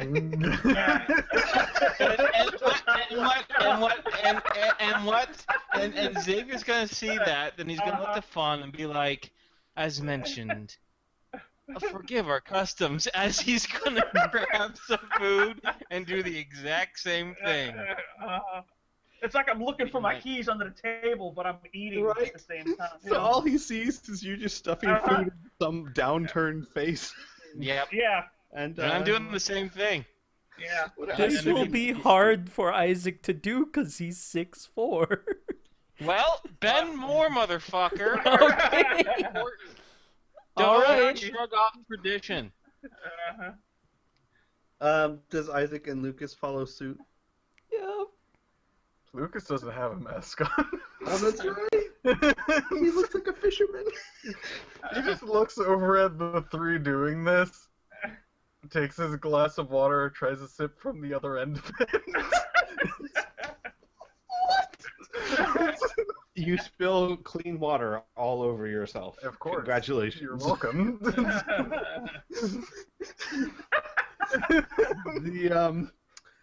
The guide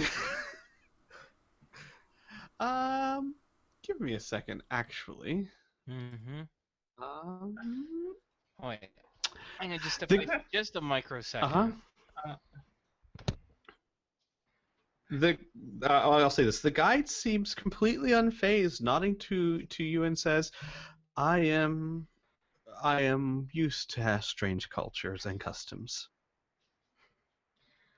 Good. I'm thinking myself good. Sorry about that. Alright. The guide was very unfazed, saying that he is used to strange cultures and customs. And so, Perfect. the taste of the food. The vegetables, or the greens, taste. The closest thing you could say it tastes like is a tomato. If you were to have the skin and the meat of the tomato, not the very soft, juicy, seed, pulpy part. The steak tastes surprisingly like alligator. No one expected that, did they? I don't know what alligator tastes like, so joke's I on know. you. I actually think you will you recall described. we've gone through this again. Yeah, I think you've described the one back at Baker's Village as being alligator as well. I know what gator tastes like. Chicken. The point is, it tastes very similar to the other Palladium you had. Okay. Yeah. The well, only that's difference is this one. If anything, if that was the round steak, this is closer to the filet mignon. I'm not eating the meat. Got it. I am. Yeah. I'll grab your greens then. High protein diet for Xavier. You can have my greens too. I'll reach over, grab your greens, and put it to my mouth while I'm looking at the floor. I'm not eating your steak too, Isaac. I already got two here. It's a lot like alligator. Although I don't know what that is. I can just imagine. I can imagine fucking Talavac just greedily reaching over to other people's plates for the vegetables. It's how we eat. It's our custom. Not even asking.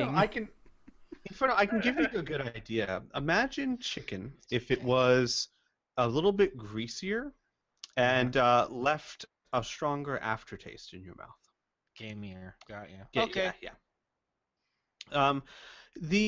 During all these strange behaviors of eating and reaching over to other people's plates, the guide seems completely unfazed, as if he takes it all in stride on a daily basis. Well, that's very good for him. After you guys have consumed your meal, he says, "Well, there aren't many hours left in the day. You are more than welcome to retire here, or visit the marketplace. There is still some time if you choose." If there is some time, it's best we make what time we have, even if it is just a few hours. Will you be accompanying us the entire way? Yes, I'm your guide through the city until tonight. Of course, I will be expected back in the barracks. Of course, then. Let us make the most out of you as possible. Yes. You mentioned, though, Squee, that while we were going to eat and refresh ourselves, he was going to give us more details as far as the lay of the land. Do you want to just give us bullet points as to like what is legal and illegal around here? Sure. I can go very simply. Most of the laws are pretty typical. Don't strike an officer. Don't cause fights or brawls. Don't steal. Don't enter anyone's house unbidden. And don't go lower than the first level of the city. Wait a second. How are we going to get to the market then? The first level is the lowest level.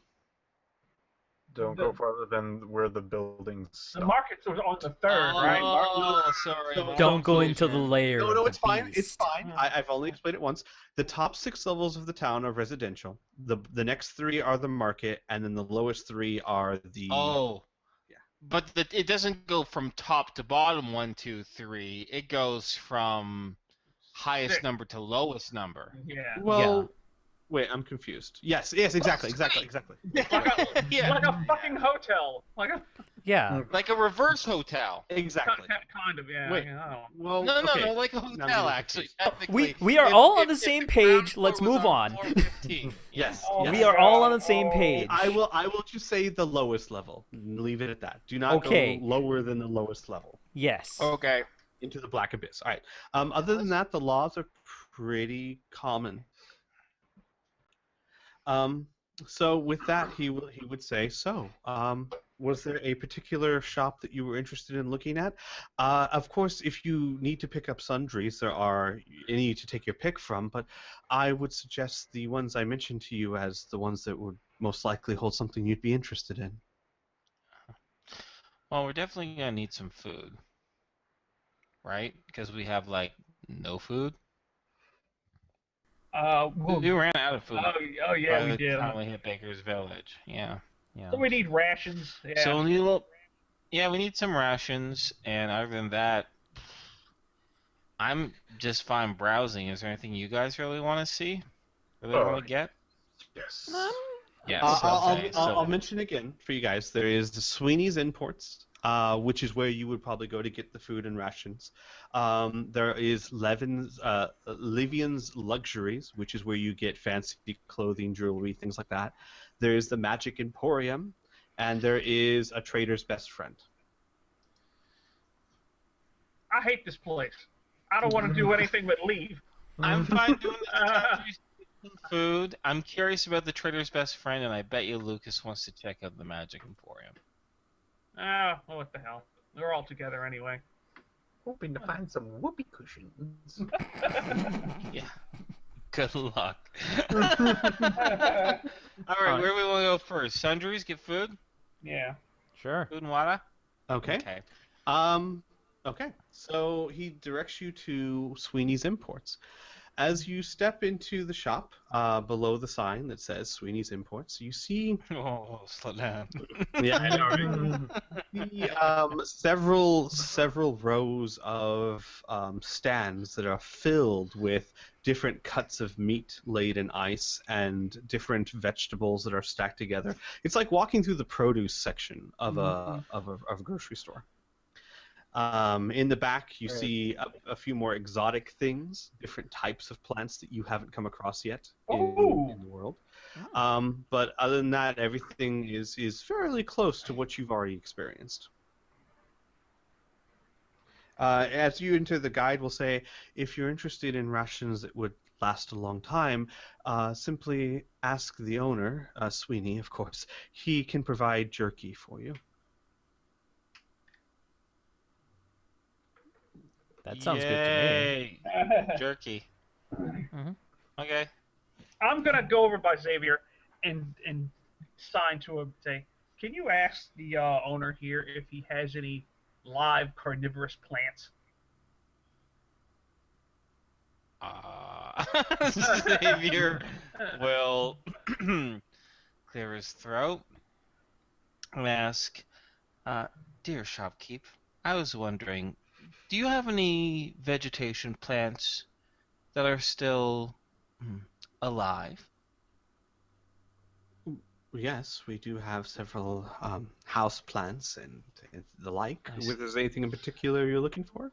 Yes. Are any of those houseplants and whatnot I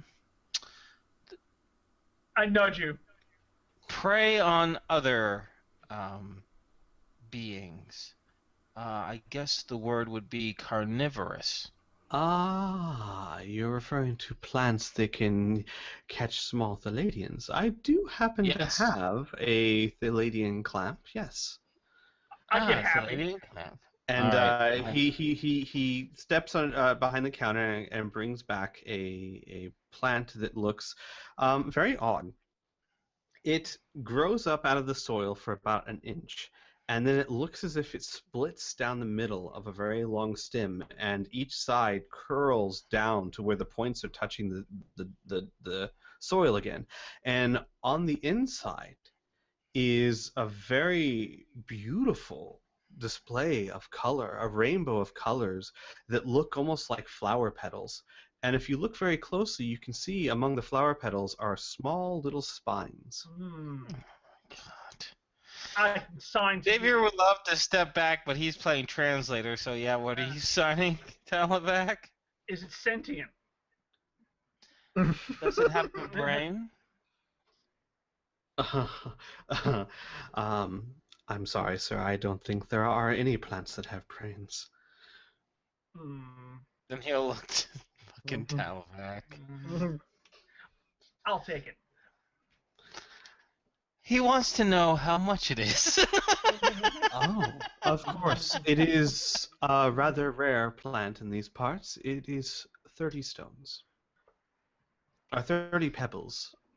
And, how many, wait, just a second. Before you slip back in character, how much money do we get 5 grand a pebble? Yes. No, that's back. Is that the conversion It's right? 5,000 per non-glowing pebble. Okay, so I'm gonna sign back to Talabac. This plant will cost us 150,000 credits. I look back at you. I hope you don't find anything you like this much. I'm not saying we're having like a signing fight. I'm not saying don't get it. I'm just saying that 150 is coming out of your cut. I just picture the room is silent except for. Pretty much. One more question. And then it One more devolves question. into a slap fight. One more thing. The most My dear important thing. brother has another question. Yes. Do you have an instruction manual for this plant? Do you have any tales or guidelines in handling a plant such as this? For we are foreigners and we do not wish it to die a few days later after acquiring it. Of course. As long as you can feed it a small-sized Palladium every few months, you should be fine. Of course, it does have to be alive when it's captured, or it will not close upon it. I smack the counter and walk away. Damn it. The shop owner looks after him and looks back to Thedo and says, "Of course, as you're well aware, Palladians are not hard to come by." Yes, however, it is our culture not to try to capture a Palladian. We believe all creatures should run free. This goes against his edicts. I'm sorry. I did not know. If it Do not goes apologize. against his edicts, I must apologize for the display of outrage. He enjoyed that plan very much. Must initiate the apology dance, and Lucas is going to do a small jig with all Oh my god. Isaac leaves. Xavier is mentally slapping his forehead, but he's not physically doing it. The shopkeeper's eyes are glued to Lucas while he kind of leans towards Thedo and says, "If it is your culture not to keep any captive Palladians, however did he think he would be able to keep and ask for a carnivorous plant?" I signed back. I thought I could feed it scraps or something. He thought he could feed it other types of food. Ah, what other types of food? Other vegetation. Ah, then it would not be carnivorous. No. I suppose it is not really to your taste then. And he says kind of curtly and puts it back under the counter. Don't get fucking... you know what? I'm gonna just feel... I feel bad for Talabac, so he's gonna sign back to Talabac. You know what? Fuck this guy and his stupid, expensive plan. We'll get you a better plan, a bigger plan, one that doesn't live on lizards. With blackjack and hookers. And you know what? I look at you and I'm like, yeah, like I'm saying, yeah, fucking right, yeah. Yeah, you're right. Yeah, fuck yeah. Fuck yeah. Is there anything else that you would be interested in, sir? Yes, of course. We'll need some provisions, some of your dried jerky, and do you serve? I mean, do you provide clean water here? Yes, of course we do. Okay. Now we don't need to roleplay this, Squee. We can just No. figure it out in the narrative. How many days do you want I to don't buy know. food What do you for? guys think? A week? We get a week's worth of supplies. We should be okay for now. Yeah, I'm I giving think a 7 week is days. good. We're off this rock. Yeah. Yeah. Yeah, we'll go for a week's worth for enough for 4 people. Okay. So then, give me a second. You'd be looking at 14 stones for that, or 14 pebbles. All right, let's do it.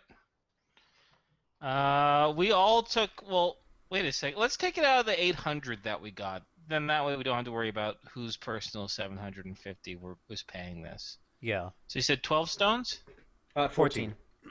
14. All right. So now we have 786. Okay. Where With is that, our he will he'll package up a lot of Palladium jerky and several green vegetables Got it. that are meant to travel. The vegetables have been partially dehydrated to keep better, and are packaged in an airtight type of wax paper. And then he will, put them in a nice little package and hand them over to you. And with that, if there's nothing else you guys want, you can head out. Okay. What do you guys want to go to next? Lucas is still there, twerking. Oh Yeah. God, is he still dancing? He's twerking He's so hard right now. twerking. The shopkeeper, as he hands the package to Isaac, he'll say, "How long does that dance go on for?" And then Xavier's going to say, the apology dance continues until you say apology accepted. Please Or say until apology. he feels like it. Apology accepted, sir. And Lucas will jump around, twirl, and lay out his hands into the air. It is a glorious day today. Yes, sir. Very much so, sir. Anything else I can help you with, sirs? No. No, we're good. And with that, he just turns back and walks So out of curiosity, I'd like you to, if you can answer a few questions here for me, just general ones. How far away is this approximately? Just say time-wise and walking.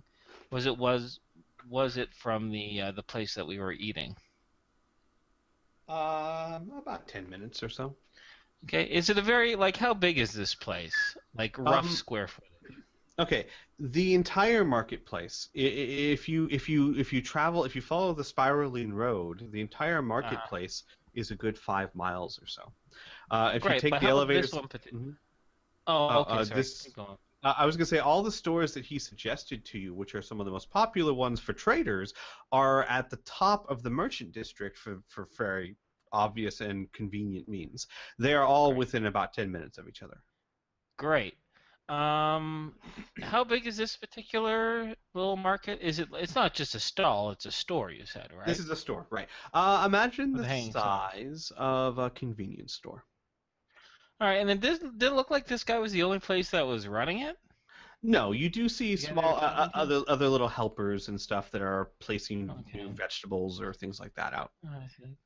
Do they have posted hours of operation? No, they do not. Okay. As we travel to our next location, where do we want to go next? I know Lucas is probably super excited about the magic place. Shall we go there next? Yeah, I'm fine. Magic Emporium? Yes. Okay. Magic Emporium. As we walk to the as we walk to Magic Emporium, Xavier will ask our guide Fawn, approximately what are the hours of operation of the market? When do things begin to start on sale, and when do they close their shops? Oh, well, they generally open shop when the sun is in the sky. Of course, sometimes that can be hard to tell, but the town will gong when it is time for the shops to open, and of course will gong when it's time for the marketplace to close down. I would say we have about an hour and a half left. Okay. Xavier takes note of that.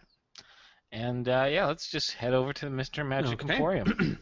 So as you enter Emporium of the building with the sign that says the Magic Emporium above it, you walk into a world that is cluttered with shelves of glass jars and Palladium hands and bags of powder and all manner of odds and ends. It's rather dusty, and not at all golden. Everything in there is just a dark brown, woody color. And Bunch of poop. Okay. as you open the door, you hear, "Can it be? Can it be I have customers?" And you see, from around the counter, a rather thin and frail, middle-aged lady with brown hair that's rather messy and unkempt, stride towards you wearing a brown apron. The most striking feature of her average face is that she is wearing what look like glasses that have incredibly thick lenses that, from your point of view, make her eyes look bigger than they really are. The chef glasses. Mm. And she comes to. Would Lucas be the first one to enter, or Yeah. she will Yep, go up to this Lucas is and Lucas. grasp your hand and say, "Welcome, welcome to the Magic Emporium. It's so nice to have guests. What can I interest you in? Can I interest you in the foot of a Palladian spine lizard, or perhaps some powder of ilkness?" Lucas will go, "What would be nice?"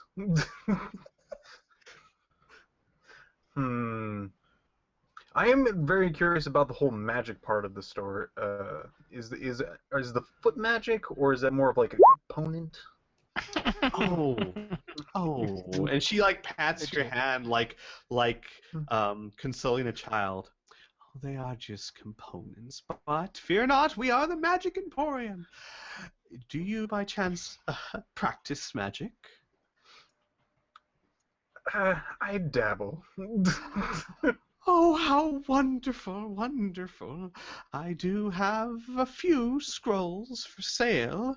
They are not as many as I had at one time, but the art of magic in this city is going away, I fear. You are more than welcome to take a look. A fellow practitioner of magic is a fellow practitioner of mine, I always say." Wait, do I That's a say stupid saying. that? He's gonna wait outside the shop. And, As long as you want, Lucas, just don't break anything. You break and it, you she buy it. leads you over to a collection of scrolls. Give me a second. Ba-da-ba-da-ba-dum-ba-dum. I'm actually going to shoot this over to you in a Google Doc. Sweet. A document of Google. I'm Give me a interested in sec. things too. Goggle Dukes. Goggle Dukes. Goggle Dukes. Goggle Dukes. Squee? Yes. Perchance may I look at this Google Doc? Of course. He Oh, posted it I put it in Roll20. Yeah, I Well, thought you 20. were just giving it to him on Skype. No, some no, reason. no, no, no. You are more than welcome to take a look at what Like, is I'm gonna look through this, and I'm not even fucking magic because I'm curious.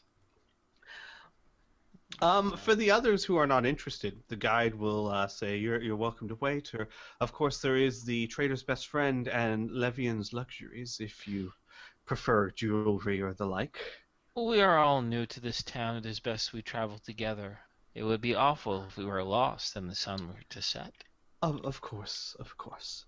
Lucas, you'll find that you can read all of the scrolls. Not that it's necessary, because each one is excitedly and painstakingly described to you by by Beatty. These guys like to spoil a lot of things. Yeah. Yeah. Spoiler alert. Yeah. God. Zing! I prefer Dave's reaction. You can really get better, Squee. A gust of wind blows Xavier off Oh into my the God. abyss. The fangs inflict ZD6 SDC. What does Z do? It's the very last spell. Have you ever seen the Sarlacc pit? Imagine that. Oh God. ZD6, worst D6. What is that, a 2? Is that a 2? Yeah, it's supposed to be a 2. It was, I had a feeling it was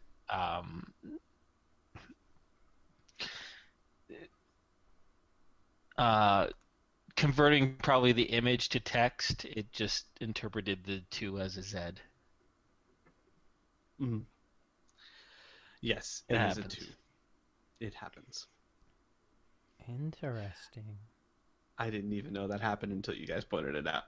Oh, okay, I got you. I was like, I thought he was just saying like it No. inflicts so much damage. But yes, it's 2D. No, take it away. So okay, so here's obviously, since you can take some time to look at the spells, we can always retroact if you need a bit more time to make up your mind. Okay. But the prices are listed, and they are all spell scrolls that Lucas would be able to learn if he chooses to. Fantastic. I should point out, so an interesting thing, while Lucas is going through those, who's waiting outside? Me. I is. Okay. As you are waiting outside with your guide, all of a sudden, above the abyss, Oh well.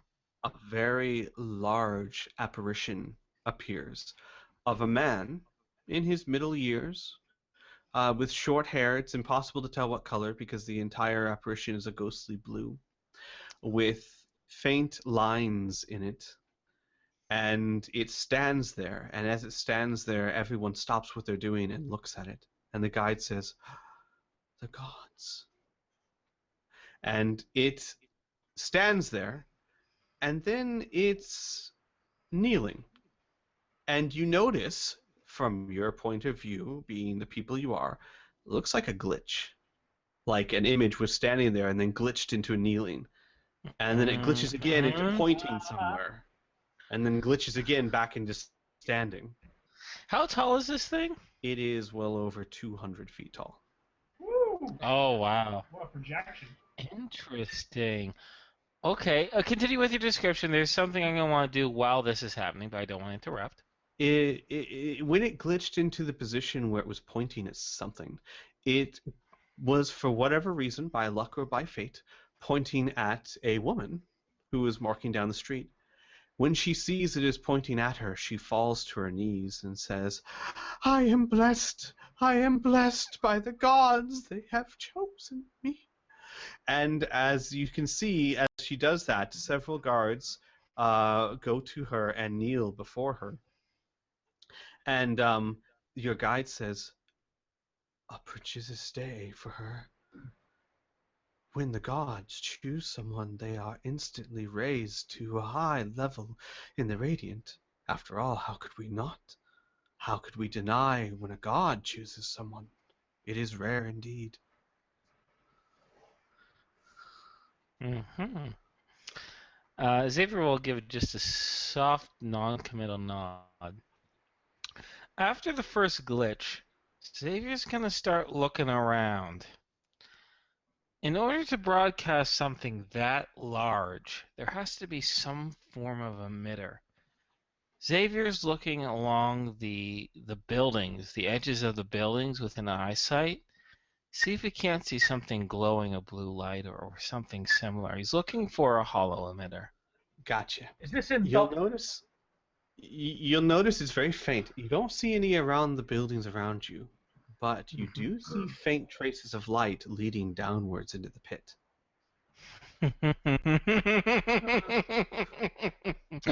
Motherfucker! I tap Wait. you. Wait, I have an awful plan. Okay. Yes. Talavac. I'm Xavier tapping looks you, to. and I'm just signing to you like, what's going on? What are you thinking? What's up? You're acting weird. Xavier's going to hand gesture. Their gods. I don't think their gods are real, but we'll wait till we have private conversation, us and our companions behind some walls before we talk. Okay. This is very interesting. I look at it too, and I look back at you and just nod, like, yeah. So, I think we're lucky at this point that Fawn can't see our faces, because Xavier would have a hard time mustering up true awe and surprise. But now that he's had a few seconds to compose himself, he will say, "Truly I thought I'd see many wondrous things here in the Golden City, but never the god itself. What a joyous day." The guide Fawn will simply nod reverently. Mm-hmm.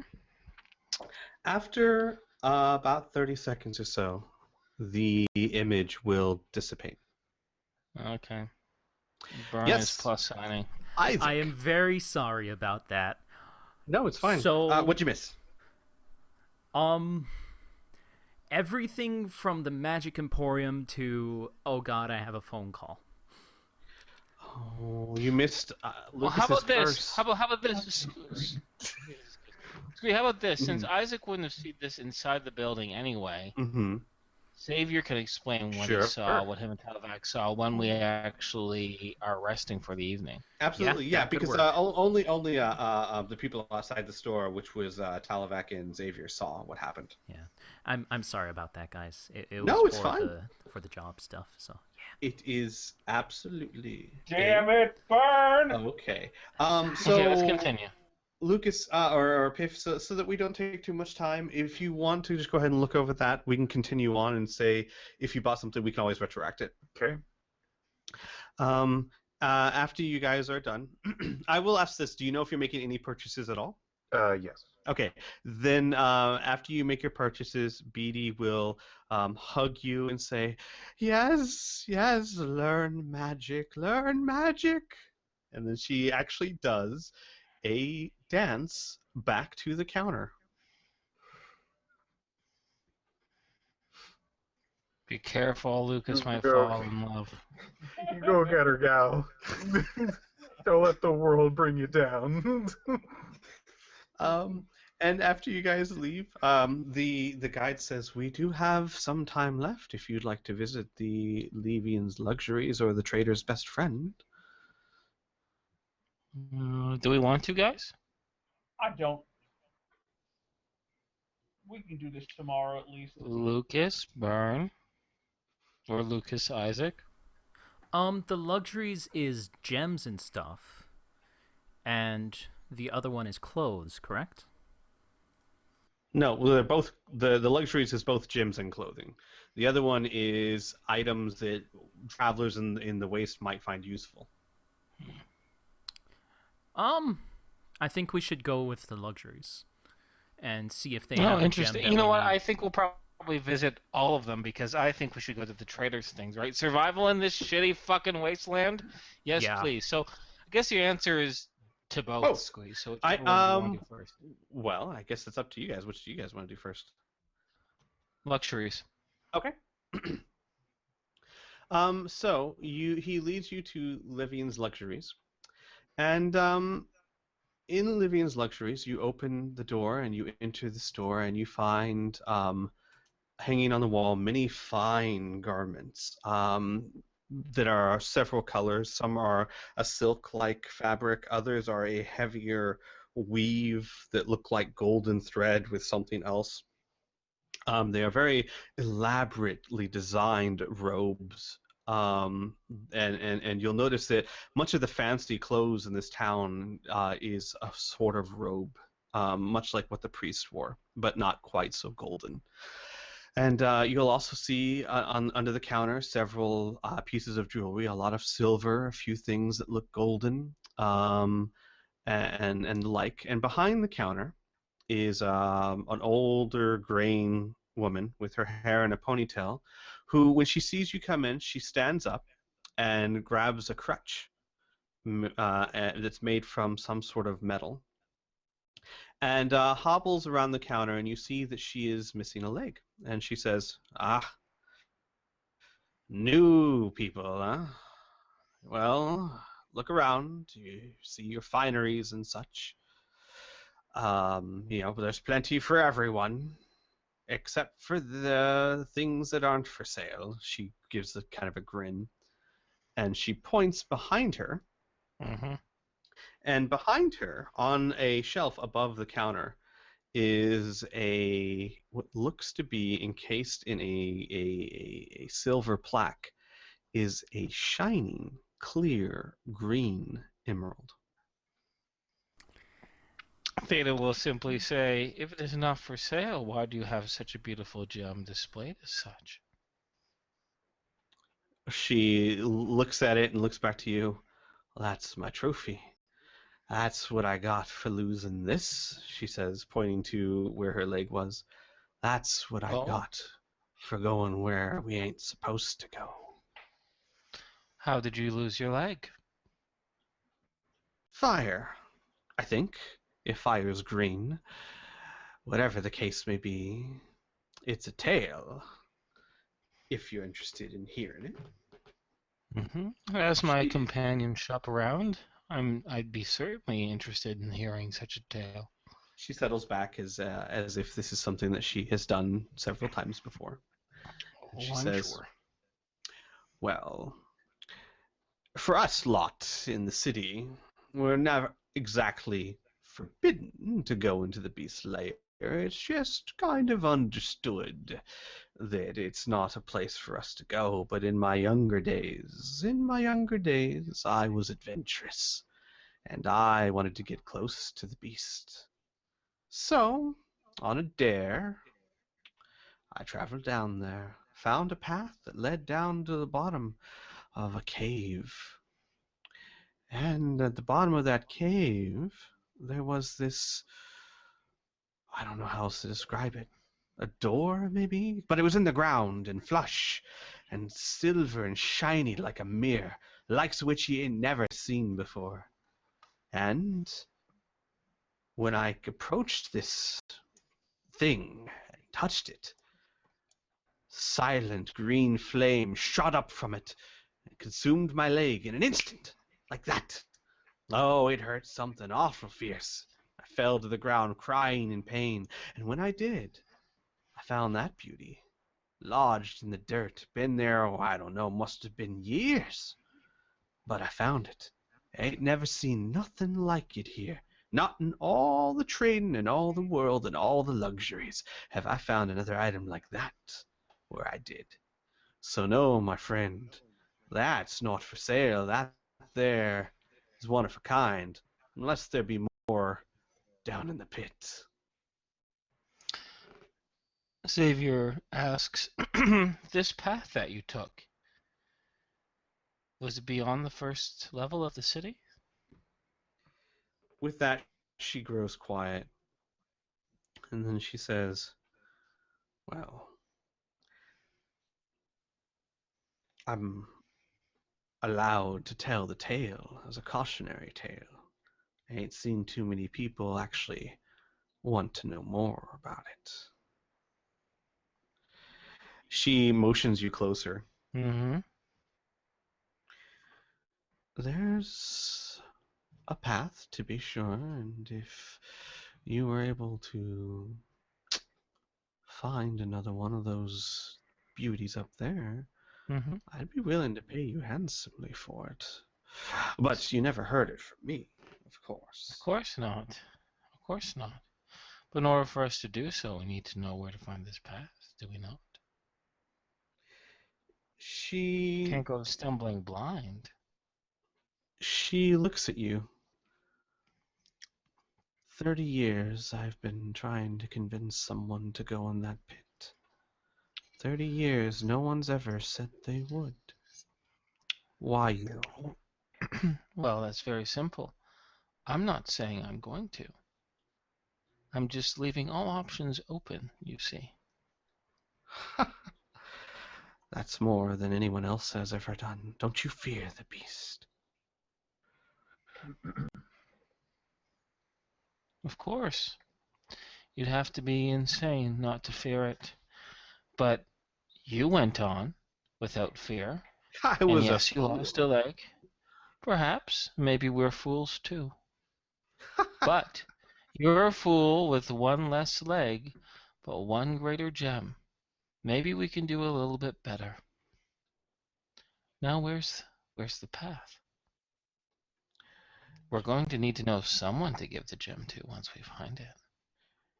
She actually swats the side of your leg with her crutch and says, I like you, youngin'. If I had been 20 years younger... Give me a second. Okay. And she hobbles back around the counter and begins scratching something out. And she returns to you with a folded sheet of paper, or something paper-like. And it has carefully written instructions on it that says, go to where the road ends, take a left climbing along the rock wall, travel down 50 meters and you'll find a hole in the side of the wall. The hole will gently slope down to the bottom of the cave. I see. I'll read it and then fold it and put it in the pocket of my outerwear.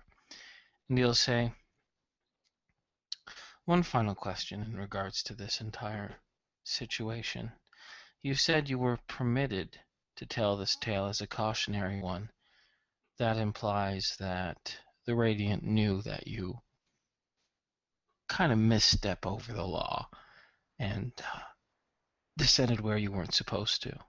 Or did you do this before such law was put into effect? Were you the reason why the law was passed? She gives you a grin. You're a sharp one. Before me, no one was stupid enough to go down there. And it's hard to sneak your way out when you're dangling bits and pieces of a leg.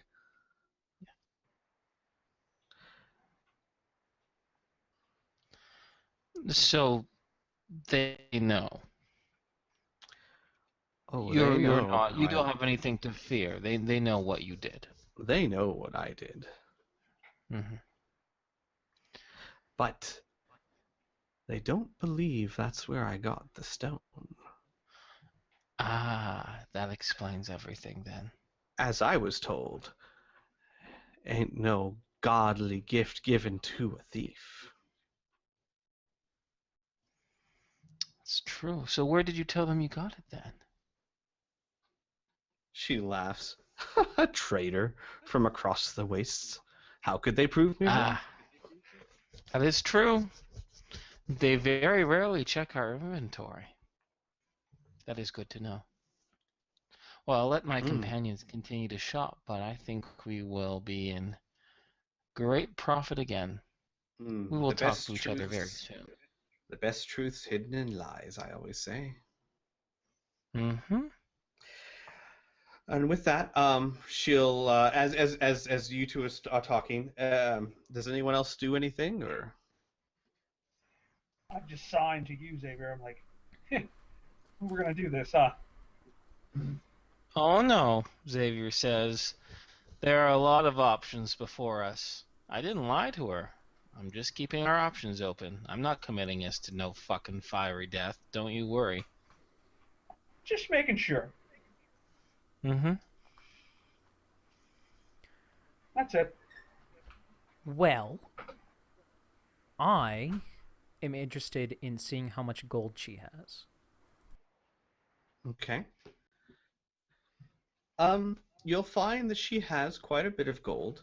And on average, you could find stuff that is fairly unshaped. Usually, like for example, their bracers or the like, nothing too fancy or mixed with other alloys.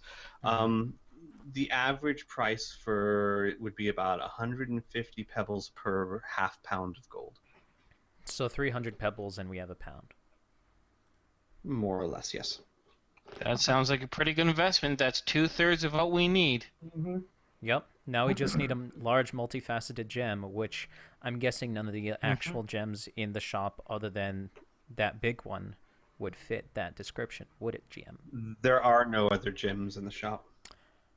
In fact, there's nothing in the shop that even remotely resembles a gem. There's a few pretty colored stones, but nothing that resembles a crystal or gem.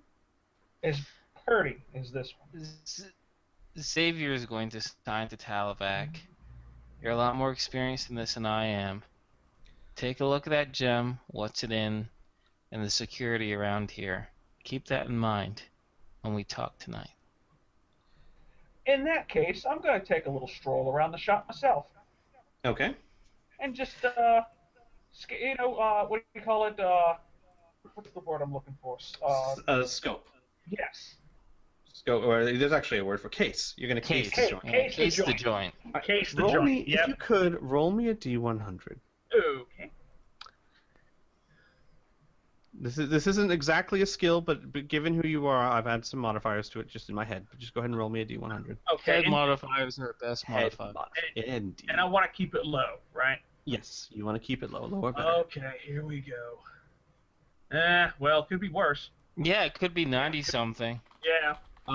It could be.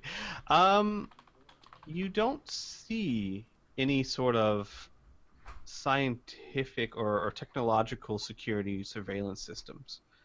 You Heat do know. signatures?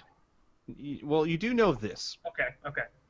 Talavac isn't a magical creature, so to speak. He doesn't know spells or how to cast them, but he has been around the hood when it comes to thieving things.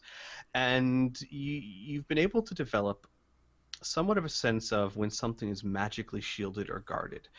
It's not really a heat signature. It's not really anything tangible you can point to, other than it's like your skin begins to crawl when you're close to some sort of magical field, and your skin is crawling through your head. Okay. All right. I'm gonna go back over to Xavier, and I'm gonna sign. I think I have something that's completely out of my realm. Okay. Xavier will just sign. We'll talk about it a little bit later. But other than that, it shouldn't be a problem. But we need to overcome this particular obstacle. But yes, I agree. We should talk about this later. Anyways, but I vote of definitely spending the 300 pebbles for the pound of gold. Oh yeah, definitely. So let's definitely get that. Yes. I will subtract it from the pouch. Okay. All right, and then you guys wanted to go to the trader's best friend, I believe. Mm-hmm. Give me 1 second. When your guide will lead you there, and as you enter, you see that there is a very young man, no older than 16, greets you. He's got dirty blonde hair, and he goes, "Oh, welcome to the trader's best friend." His voice cracked in obvious stages of puberty.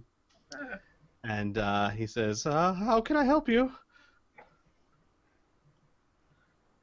Just looking around right now before you close, young man. That's all. Of course, of course. Let me know if there's anything I can get for you.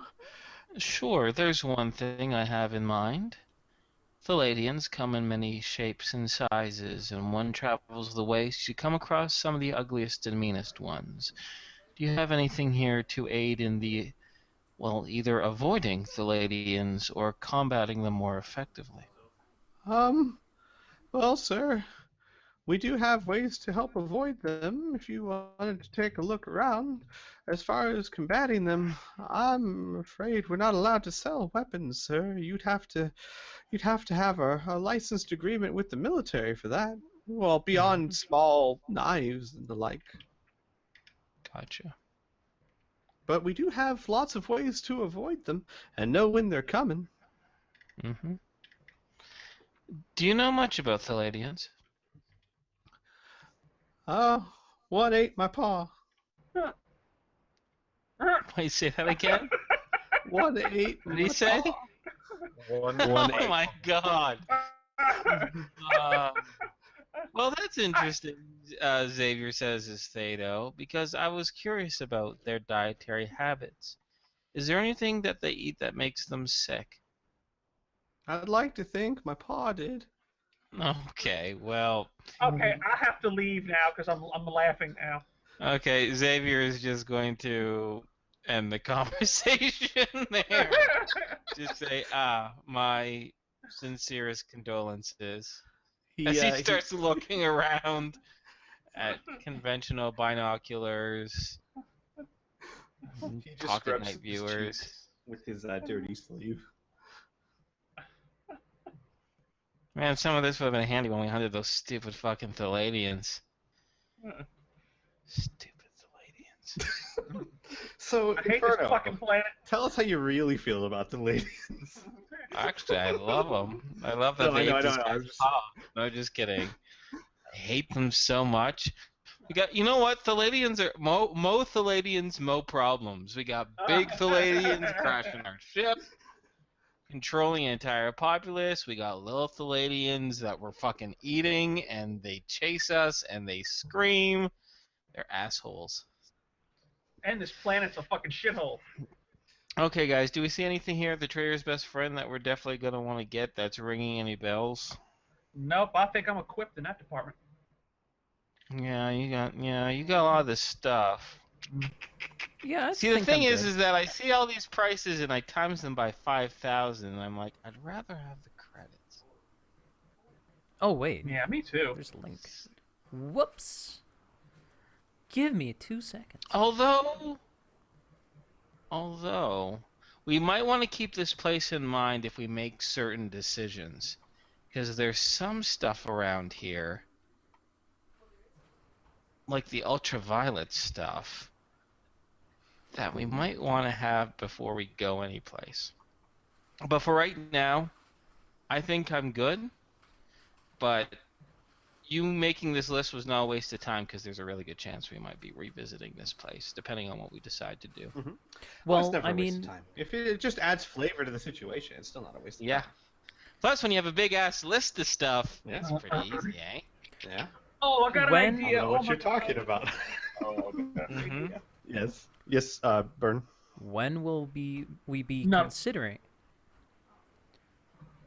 When will we be considering doing this? If we want to do this Tonight. Okay. I like when we rest, because I have to tell you guys what we saw, and I have some ideas off the top of my head. I figured we decide what to do the next day and what our bigger plans might be. No. I'm talking about if we were to go to the cave and the mirror and where to find this stone and all that. See, exactly. That's what we need to talk about. Okay. That's exactly what we need Then- to talk about. Because we then might we're- go to the cave, we might not go to the cave. You know what I mean? We'll see. We need Did to we come up with a still- strategy. Did Sorry, we go ahead, still? sorry. Did we still want to help out the captured people, or are they just on their own? Because I remember somebody was saying something about that. I was saying that they knew what they were getting themselves into. They have these special rings to help them escape. I don't know how much we can help. We can talk about it. Okay, Squee, how about this? Since it feels like we're on the cusp of just talking about our plans anyway, Mhm. is it feasible for us to skip ahead, almost narratively speaking, have our guide Fawn take Of us course. to Yeah, a local inn sure, or let's do something, that. tell us how much a night would be, then behind closed doors we can say our characters are talking about this stuff? Yes. Okay. Night would be 1 pebble per person. Okay. And he would, after he gets you settled in, he would excuse himself back to the barracks and leave you guys to chat. The rooms are incredibly comfortable. They are golden themed, of course. They are actual honest beds, which you have not seen since you've gotten on this planet, with actual pillows that have some sort of feathers in them. suspect origin, perhaps, but feathers nonetheless. And fireplaces in all of them. Okay. All right, so let's talk in and out of character if that works for you guys. Sure. We'll talk mostly out of character, and then we'll say whatever it was in or what isn't. Okay, so first things first, Xavier would inform Lucas and Isaac what he saw, as in another big blue, like 200 feet apparition showed up, started pointing around the town, looked like it was bending down, and pointed to a woman. She thought it was blessed. Apparently, she was blessed. Apparently, that's how you get promoted in this fucking town. But the interesting thing is that we've seen computer holographics before, and that thing was fucking glitching out. Second of all, I saw emitter, or at least what rays, not an actual emitter, sorry, I don't want to misspeak, but rays, projection rays coming from that giant 500-foot fucking cavern. So, guess where that holographic emitter probably is? In the cave with the beast. Makes the most sense because it can protect it. Okay. Yeah. So, let's talk about short-term plans first, all right? I make a noble attempt at talking that missing daughter, not a missing daughter, but that daughter went off to join the Radiant, to join her family. I think we should make an honest try at that, because at a reward of 2,000 stones, that's 10 million fucking credits. Yeah. That is worth the conversation. Yeah. If you ask me. All right? Definitely. Second question is helping the actual prisoners. If we're going to help the prisoners, the other, Adolin and the other fellows, we're going to probably have to do that tonight, because God knows what they're doing to them. All right? Yeah. Plus... Pros and cons of that is, pros, we help them out. Cons, we get caught and we're fucked. Yeah. Because here's number 3 goal that I think is equally important. We need a multifaceted gem to get off this planet. All right? The only 2 gems that I know of is one is in that woman's shop, and we could try to steal it. Right? Very possible. Might actually be less riskier than option 2, which is I have directions of a hidden entrance or a secret entrance to a cave, but if a Palladium sleeps there, we still might be completely fucked. You know? But we can get another gem there. So if we're sneaky or if we're lucky, if we do it while this thing is on the wing and wait for it to leave and then enter, we might have a better chance. They only have 6 hours left on their gem things. The Yeah. prisoners, yeah. So if we want to help them, we have to do it, like, immediately. No, because I believe what the idea is that their gem things, it takes that long to pass through their system. They're going to poop them out and then use them. They gotta poop them out. Oh, I didn't know That's that. what the 6 hours left is for. I And thought then it was yeah. like Clean them. you can use them before that time amount and then they dissolve. No. He Adolin was alluding to the idea that they have to poop. Pass them. Okay, I didn't grasp that.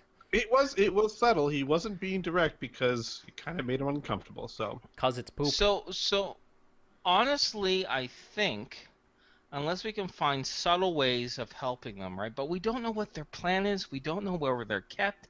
And if we get caught, if we're lucky, we're banned from the Radiant, which means we're banned from the place where we need to get the gem from, right? Yeah. I agree. Now, that's not to say we can't.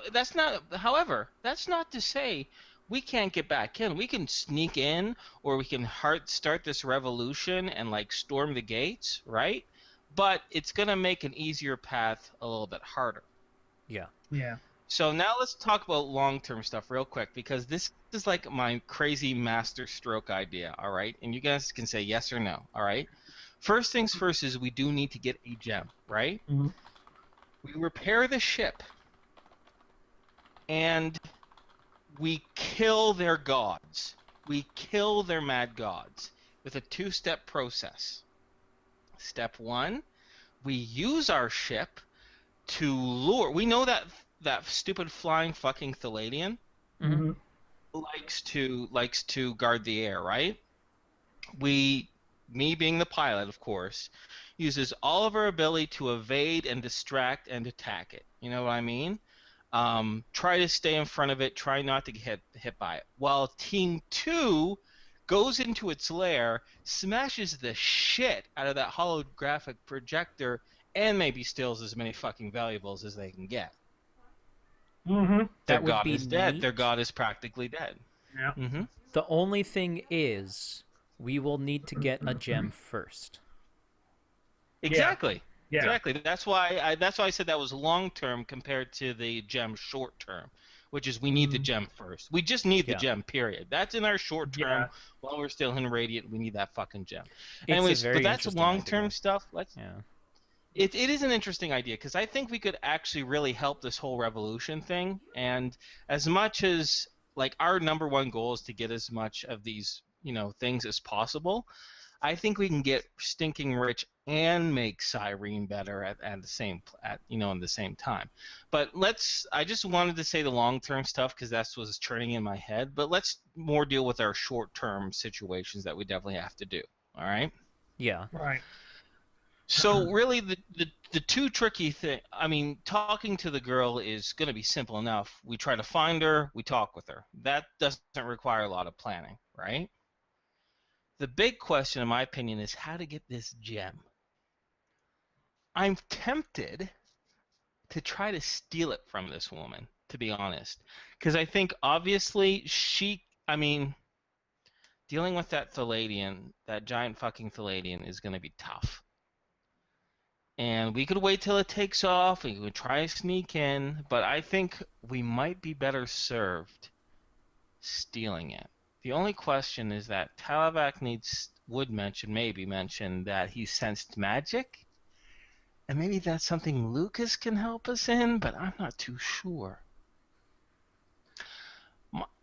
My major thought was this.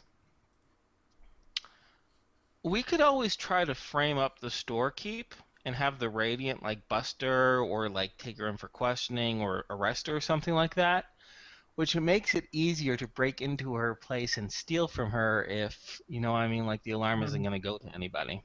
Yeah. Just really quickly, I just need to say this for the recording. It looks like my Firefox crashed, so you're going to have a white screen for a little bit. Just to let you know. All right, anyways, back to the planning. Okay. I'm doing all the talking here, so I want to hear what you guys are thinking. I agree totally with everything you said. So, yeah, I like it. I like it. We need to get first. How we're going to get this woman occupied, for lack of words, is one thing. Stealing the thing is going to be another, because like I said, the field on it. So there's a lot of hurdles here. So how about this? How about we take a vote on what we're most comfortable with? Are we most comfortable stealing the gem or delving into the fucking Palladium cavern? So let's vote on that first. I go for stealing. I'm sorry. I just want to get that out of the way. It's okay. All right. One vote for steal. I am ambivalent. Lucas is going to sit up a bit and crack a few of his bones while doing that. And go, you guys have no sense of adventure. We're going into an unknown, almost dragon-esque cave for treasure. That's fantastic. And the last woman who did that is now missing a leg, Lucas. Can you regrow my leg? Depends. Okay. Well, then I guess that's my answer, too. I have a sensitive... What do you mean, where's our sense of adventure? We took down a pirate base by our fucking selves. But we agreed to take this job because we were doing too much risky shit. How ironic. I think... Yeah. Irony, exactly. But that's your vote. So, Lucas, one for the cave, one for stealing. Xavier looks to Isaac. Isaac will just shrug. I don't care. I'll do whatever. Okay. Wild card. Which means... Okay. How about this? Lucas, you tell me the pros and cons of going into the cave, Talavac, you tell me the pros and cons of stealing. And then I'll cast my vote. Well, I can tell you the pros and cons of the cave. An immediate I didn't one. ask you. Okay. you fine. can contribute. Whatever. I'll just You can sit here. contribute. It's okay. Well, you, Mr. Indecisive, now has an opinion. No, I've Well, always I had an don't care. opinion, but I could go either way. Is what I'm trying to say. There's good things. There's Exactly. bad That's things. why I want the two. Which is, and see, I could kind of go either way, which is why I want the two people who really want to do their thing, campaign for it. Okay. So who wants to go first? I'll stand back. I'll let Lucas go first. Imagine, if you will, Uh-huh. going down, deep, Mhm. silent into the night, into the Mhm. hole. Mhm. Treasures, traps, adventure. Of course, the plus would be the treasure, minus would be the whole trap thing. Mm-hmm. Do you think we could do it? Sneaking in would be pretty easy. Mm-hmm. Relatively.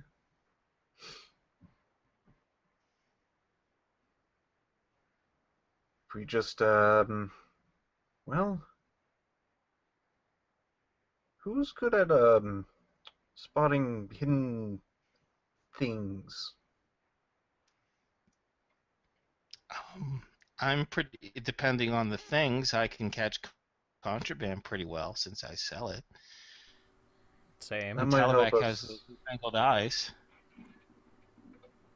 Alright, we got those for spotting traps, as well as seeing danger from afar, and seeing those glistening gems. Yes, that's true. The gems could be there just for picking. She mentioned a metal shining door, which makes me think this is some sort of high technology that's buried under the earth. I Probably. saw at the trading outpost some things to view infrared and ultraviolet light. The traps that you're talking about might be high advanced invisible ones that she didn't see. Okay. Anything else you want to add in to convince me and Lucas? Me and Isaac? Well, I'm really only supposed to be talking about the cave, but Mm-hmm. I don't know. It'd be heart-wrenching to take something from such a nice lady. Okay. I All right, Talavac. Mhm. Mm-hmm. All right. Here's the thing. In my line of work, the only risk you take is going after the item. You have to pick your battles. All right. Mm-hmm. I think that going into this cave would be foolish because there are more obstacles. More obstacles mean a harder time to acquire the item. And I'm focusing on just one thing, the item we need. And the easiest place that I can think of would be in the shop. Because, one, there's no monster. Two, it's a shop. I think I know what it looks like already.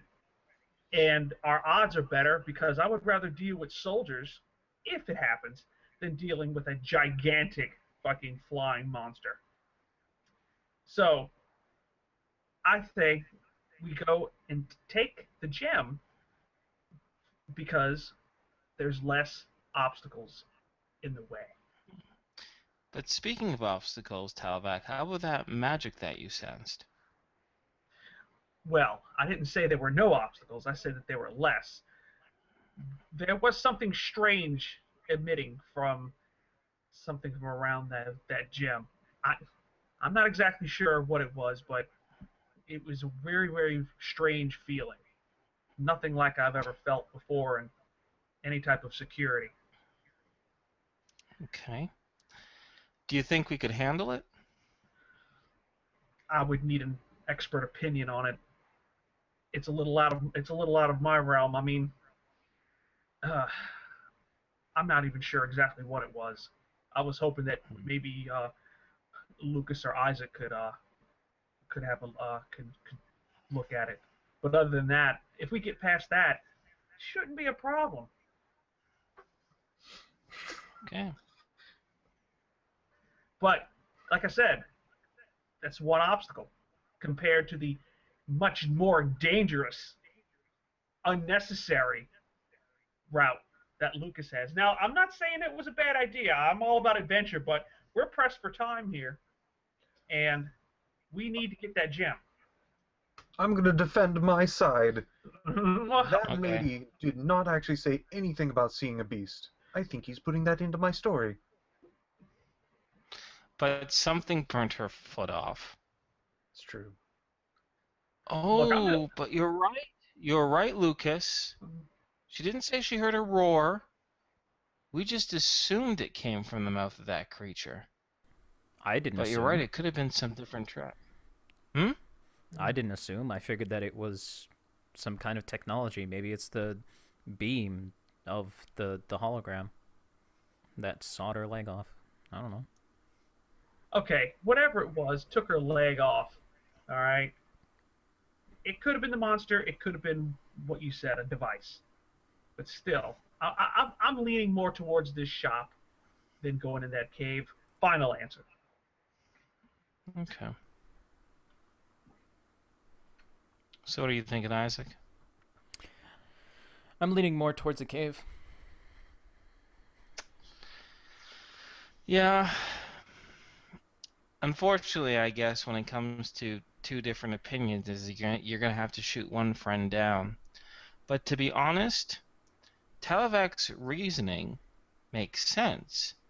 But the only thing is that I'm seeing unknown obstacles in both. Either the unknown obstacle that is magic, or the unknown obstacle that is some form of trap. Considering both acts are equally illegal, therefore we have an equal chance of getting kicked out of the city for even attempting either. I'll have to sway with the majority because that will make the majority happy. You know what I mean? So, how about this? Plan A is to go into the cave. But the best thing is if things are too hot or one of us gets hurt or things don't pan out that they want or we feel uncomfortable, then at least we always have a plan B, which is stealing the gem. Yeah. The only thing that I don't really like about the stealing of the gem is the unknown of the magic. And yeah, I have nothing. Lucas goes, yeah, I could see it, sure. I don't think I could do anything about it. Exactly. Yeah. It could Well, be then there anything we are. from, oh, hey, it's an alarm. Grr. And now we are immediately, it's known that we stole and we're kicked out. Boom. Precisely. So if we have since they're both unknowns, we might, and Lucas is pretty sure he's not equipped to do anything to get rid of the magic, then at least maybe we have an attempt of getting rid of whatever's trapped down under. So how about we do that? Yeah. If only that shop had spoil spell. You realize... I don't know what you mean, but I'm laughing at a character. Sorry, yeah. You realize, of course, I was only looking at this logically. But, hey... If it's a magic item, I wouldn't be able to get to it anyway. Yeah. And besides, when did we do anything that was logical? Well, I just made up a fucking religion. Well, I leave the complicated stuff to you, and I was just trying to take a simpler route. That's all. Yeah. I appreciate that. Yeah. I personally kind of like the idea of the cave. Specifically because, and I would hope that this would be one of the few situations that I could actually fucking use it. Sixth Sense. I have that. Mm-hmm. I have never been able to use that at all this entire campaign. Uh-huh. No. Go ahead. Finish your thought there, Vern. I would like to think that if I were to know that shit were to go down, I could warn the rest of the group, and then we can pull back or think of other ways of dealing with it. Oh, okay. That's right. That does play to our strength considerably. Mm-hmm. I do want to say also, out of character, Mm-hmm. Lucas made a pretty good argument, the sense of adventure, and I think this is the closest thing we've gotten so far to a dungeon crawl, and I don't even know how much it's going to be, Yeah. But it'll be different. You know what I mean? It'll be a different environment, different situation. I mean, we've broken into places before with different levels of success. This'll be interesting. Yeah. Well, Okay, so sweet. I think technically, if we were to continue on into that Palladium cave, which I'm not saying that it was the wrong call to pull away, but that might have been another kind of dungeon crawl. I just wanted to point that out. Oh yeah, I'm almost scared. No, I know it would have been. We stepped 1 foot in there and saw how big it could have been, but then we got scared and we ran away, right? Yeah. Exactly. I'm just saying this is our first this is a chance that we're gonna try to take again. Suffice to say though, okay, so we know what we're gonna do to get the gem, and we're gonna try. Last thing we just have to confer on is whether we're gonna actually stick our neck out and try to help Adolin or the others. What do you guys think? Yeah, we just go to the cave. Me personally think they knew what they signed up for. Yeah, And- exactly. For me, there must have been like some sort of thing that they said to us as a plan, because what I remember was they swallowed the rings and like, we're gonna get ourselves out. You guys be prepared. And like, prepared for what? I don't remember. To help you as players, they never say anything about be prepared. What they actually said was, we're going to swallow the rings, we're going to get free, do any damage we can, and find our own way out. If we never see you again, good luck, good travels, and it was a pleasure to meet you. That's what they said. Yes. Yeah. Okay. Yes. So Thank you, Squee. we're not Thank you, God. obligated to save them at all.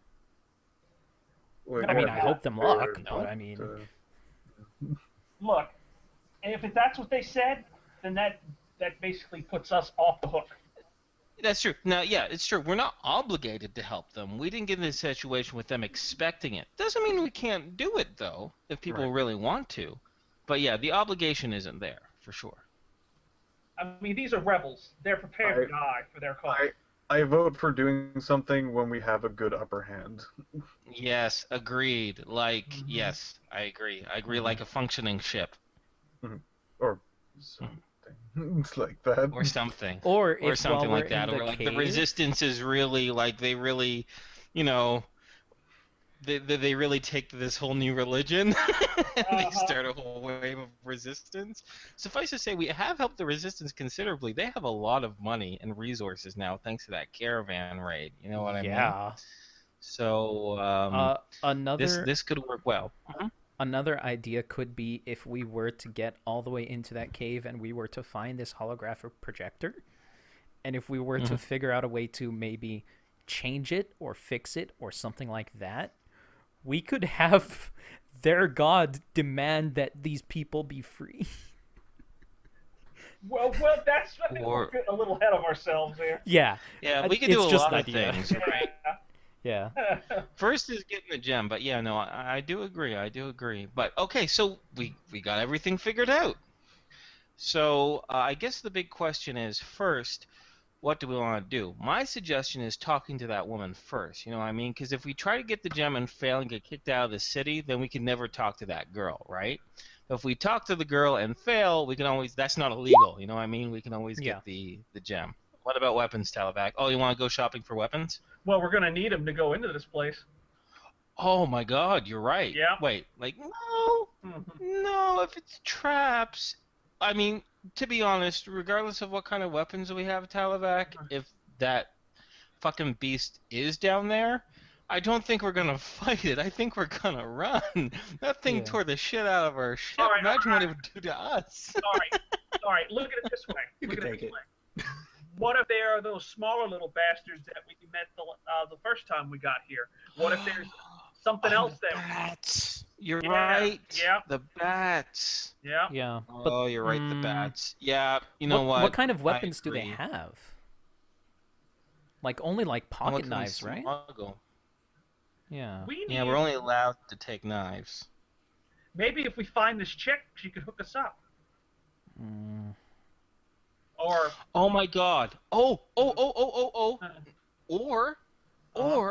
here's the thing. The reason that shopkeeper who has the gem, the one with half a leg, she kind of probed the idea because I think she wanted us to get her some gems so she could have some more. You know what I mean? So how about we do this? We make an arrangement with her. Be like, you know what? We're gonna go down there, but you know this city better than we do. You know these shops better than we do. What if we bring you some weapons or purchase some weapons or something, and you get them further down the level for us in like a stash house? Yep.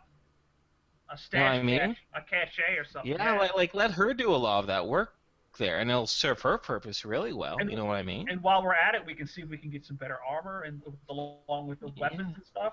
Yeah. And not only that, but she seems pretty shady. I bet you she's connected to some shady stuff. No, she admitted that she was a thief. I heard her say it.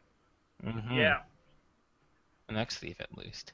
Well, a thief is always a thief. You would know. So yeah, I think that we should definitely talk to her. When I mean me, you. Sure, but we could always browse for weapons too, weapons and armor, and see what's kicking around. You know what I mean? See if we have anything better than we already have. But the really nice thing about Lucas is that, I mean, magic you take with you all the time. Really nice thing about psionics is that you take your psionics with you all the time, right? Mm-hmm. For me and Talavac, though, we're practically useless. I mean, we have our armor on still, but you know what? At the very least, since poor Byrne is wearing tattered armor, we do have to get new armor before we venture down there, or poor Isaac's going to lose his leg. Yeah. I don't think it will be that big of an issue out of character because I have 42 hit points and 82 SDC. But if you take 2 mega damage, you're dead. Well, if anybody takes 2 goddamn mega damage, they're dead. I know, but it's not illegal to wear armor though. So yeah, but I'm saying like you're still wearing armor that only has like 3 or 4 or 5 MDC, right? No, everything is SDC. Yeah, this entire thing is SDC. Oh, I keep forgetting about that. Yeah. Otherwise, there'd be no point. There'd be no point. You're I right. mean, Yeah. I suppose that golden we're armor dead. could take 1 MDC. Let's not. Okay, see, let's not worry about that. It's true. It's just gonna be fucking risk after risk. Yeah. Fuck. Yeah. I mean, You know what? I don't know if that magic spell does MDC damage, but her taking off her leg, that was probably MDC. Oh my god, this is such high risk. That's also why I was thinking it was high technology, is because of the ley lines and the effect on both psionic and magic, everything is SDC damage. And unless it was like high SDC all at once, I don't see how it could take out her leg unless it was high technology like lasers. Okay. So this is what we definitely have to do. We have to invest in as much detection equipment as we can. Yeah. Because I don't think we can afford a mistake. I can also let you know that when she did tell Xavier, she did tell you that it was a silent green fire. Silent green fire. That might have been plasma. It sounds like it. I don't know if that spell that's around her gem does mega damage. I think an alarm isn't so bad, but we're committed.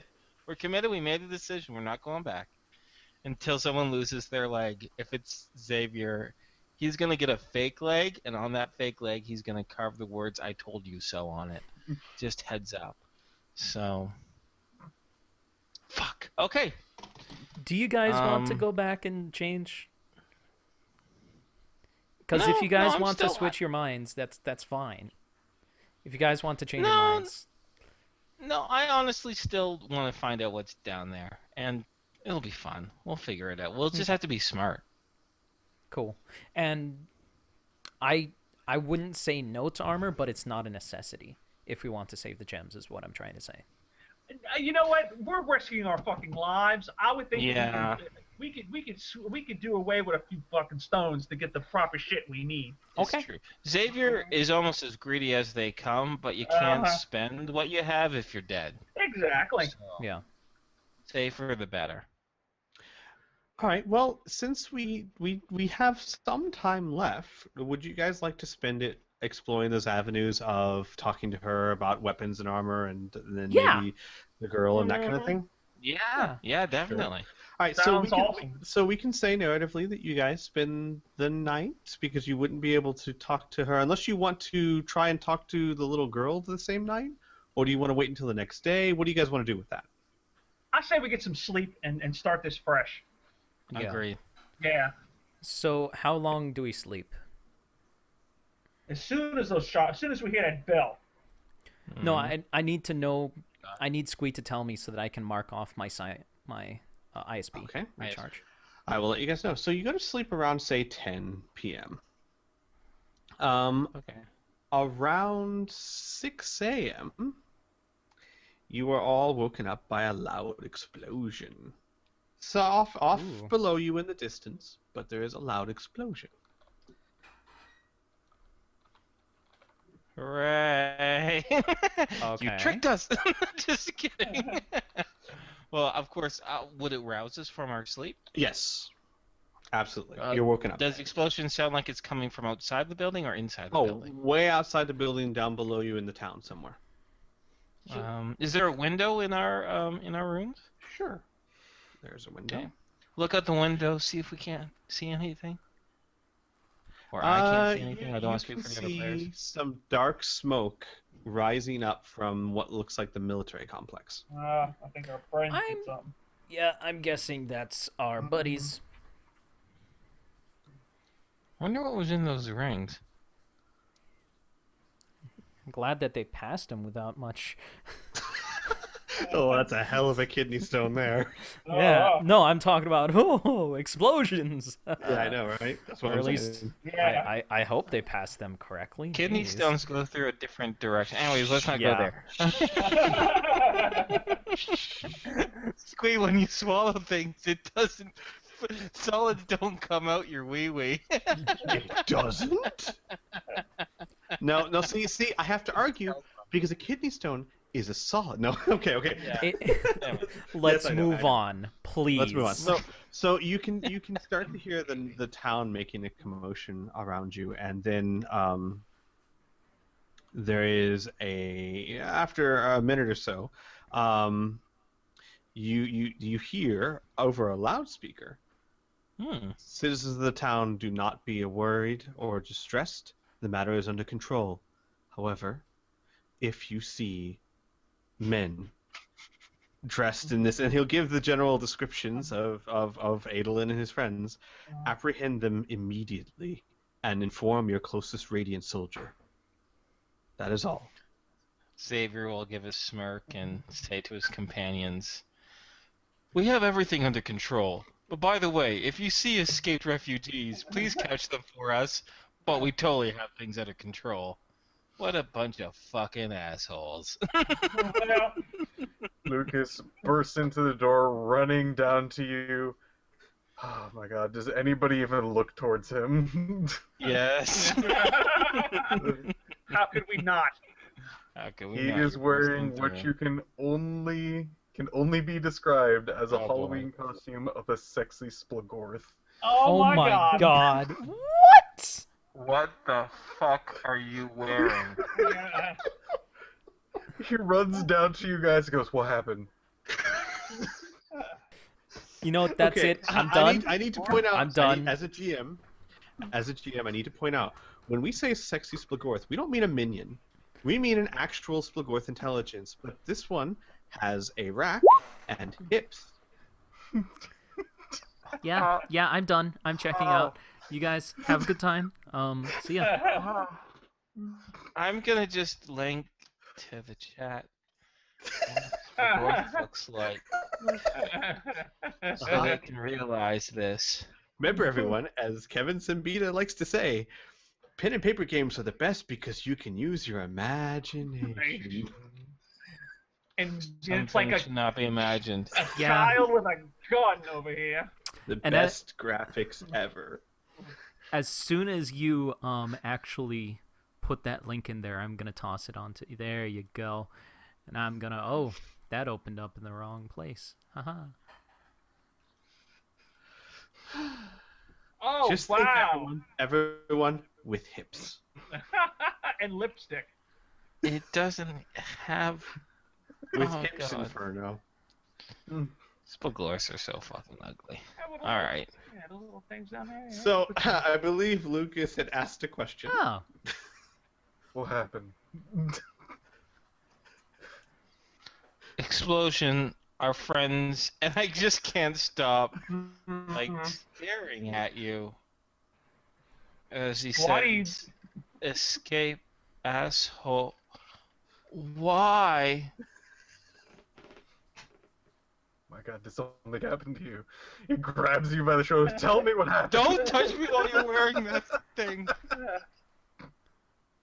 Oh, excuse me. He's Please. going to have a light ring, and he's going to go back into his fisherman's costume. There you go. Oh, thank you. What? Wait. What So, the hell I is understand wrong that with is you? a part of some. Yeah, that question first. What? What is wrong? Why would you wear something like that? Sorry, yeah, that question first. Sorry. You don't like the fisherman's costume? It's not the Fisher one, it's the other one. Is that an actual, like, is that an illusion too, or did you make that? Oh, I bought that. Kind of expensive. Where did you buy that? On Center? Yeah. Yeah. Like, and I'm was assuming marked up your because of the arms and your wall. legs were supposed to be tentacles? But why were you wearing lingerie? Why were you wearing women's lingerie? I thought it would be a good nightie. Well, it might be a good nightie for you, but I'm not going to sleep for a few days now. Because what happened to the explosion? We think we're pretty sure it was our mutual friends Adolin and the three others, because the assholes on the speaker said, you know, this is the Radiant, we have everything under control. But then they gave descriptions of our friends and saying, if you find them, you know, inform the authorities and try to capture them. So everything isn't under control. They have, our friends have escaped by the sounds of it. Well, good for them then. Okay, good night. He's gonna go back to his room. Good night, Lucas. Good night. I'm gonna stare at the ceiling for the rest of the time. I wish there was a way to erase memories. Because You and me that is both. one Once you figure thing- that out, let me know. I can imagine him coming out looking like one of those monsters in those B movies in the 50s with the with the slinging tentacles everywhere. I just love that there's Spagor's sexy pajamas. I You keep don't saying this word love. I don't need long-term We memory, We right? knew of this item for a while. Why would you encourage this? Encourage this behavior. You can shame Inferno. yourself. Inferno, Why, if you could Squee? see my face, you I- know. I love that. I gave him the list and he's like, yeah, that's all okay. I'm like, Squee, did you read this? Oh, that's the thing that you guys Oh did. my fucking god. No, here was the conversation. Yeah, it's okay. Squee, did you read the list? Yes, I did. I remember that. I You remember do that realize tone. my Alright, character anyways. is afraid of Splagorth, right? Yeah, I knew that when I read the list too. Christ! You know what? What Some the people hell? are afraid of whips, but they're still sadomasochists. Okay. I'm just gonna try to erase this image from my head. Isaac is so confused right now. It was it the lingerie? Yeah, the lingerie can do that to young men sometimes. Okay. On Lucas as a Splagorth. What the fuck?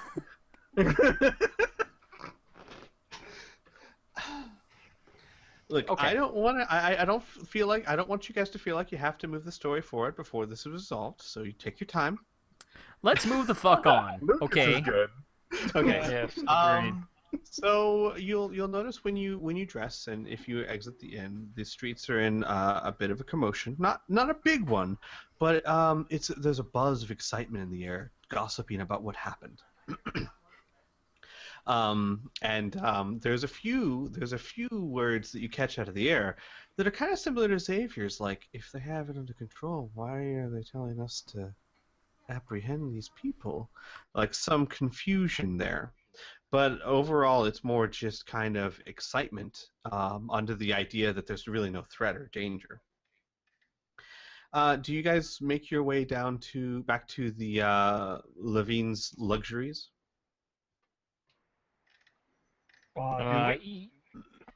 Well, hold up a second real quick. We need to find out if we want to smuggle any weapon, because armor is no problem, right? But we want to figure out if we want to smuggle any additional weapons down there. And the big question is, do we want to smuggle our own weapons or weapons that we purchase? So would it be fair, Squee, that before we have that meeting with that woman in the luxuries store, that we take a look around and see what sort of weapons or armor is available? Yes, that is absolutely fair. And if you guys don't mind, we can handle that narratively. We can say you spend a few hours searching the marketplace, and while you do find some stores that sell weapons, you are told quite thoroughly by all of them that in order to purchase weapons, you must have a signed acceptance from the military of the Radiance, and that any weapons purchased would be delivered directly to your vehicle or a vault until the time you leave the city. Sorry, with the exception of small blades.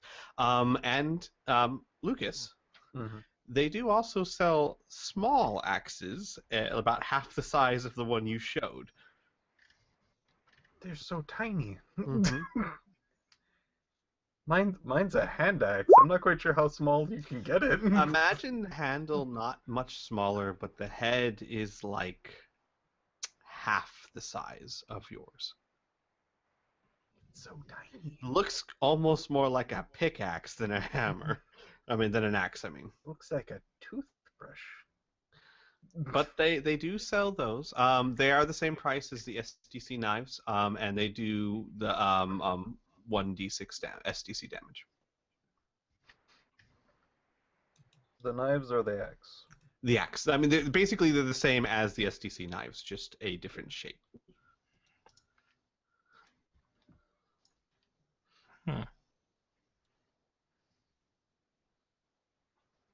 Lucas is good for weapons, to be honest. I would like to have my own. Okay. But, I think Isaac's pretty... Okay, go ahead.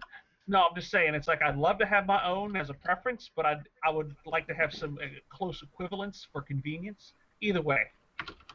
I am okay for weapons now that I've regened some ISP. But if we could get our hands on some pistols, are those sold here? As I said, yes, they are sold. They are not sold to anyone who does not have a signed letter of writ from the military. But yes, they are sold. I know. Yes.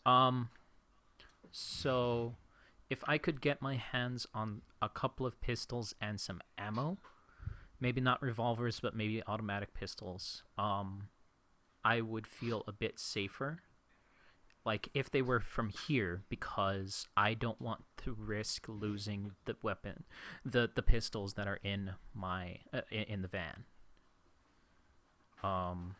Because they have sentimental value. Yeah. If they get lost or they get stolen or they get confiscated because something messes up, then you're fucked. Gotcha. Yes. But you still want to have weapons. I'm cool with weapons if we can possibly convince the gem lady for her to get them for us. Okay. So let's probe that idea. We can have the next roleplay be me talking with her. Yeah. And perhaps that could be right before the end of the session? Sure. Because we only have about 14 minutes left until Dave needs to go. Sure. Yeah. So we can go ahead and, like, you guys spend about 2 hours or so finding that out, and then you get to Levine's Luxuries, and you come in, and she goes, my guest from last night, come to buy more gold. It is very in season. Well, time to talk about a lot of treasures, and Xavier's going to take a look around, see if anyone else is in the store other than them. She looks around too, and she says, "Ah, yes. Well, come with me." Mm-hmm. And she begins. Will do. She takes her crutch and she hobbles. I know it sounds weird, but hobbles expertly into a room in the back of the store. Okay, great. With the more private for us. Squee, I'm gonna just we'll have a conversation and whatnot, but I was wondering if it's possible if I could use my streetwise skill. Now, of course, I don't know the streets very much, but I personally believe, and Xavier personally believes, because when it deals with black market or shady stuff or things that are 100% legal, there's sometimes terminology that is used or ways to very expertly broach a subject, you know? Right. And I was wondering if I could use my skill to enhance this conversation, since we're going to be talking about something that's incredibly illegal. Yeah, I think that's actually a fair use of it. Sure. So go ahead Okay. and roll me the skill. No penalties Sure. or bonuses or anything. Just straight All up right, I got a streetwise. 60%. Did I get an 84? All right. It's still not horrible. So Mhm.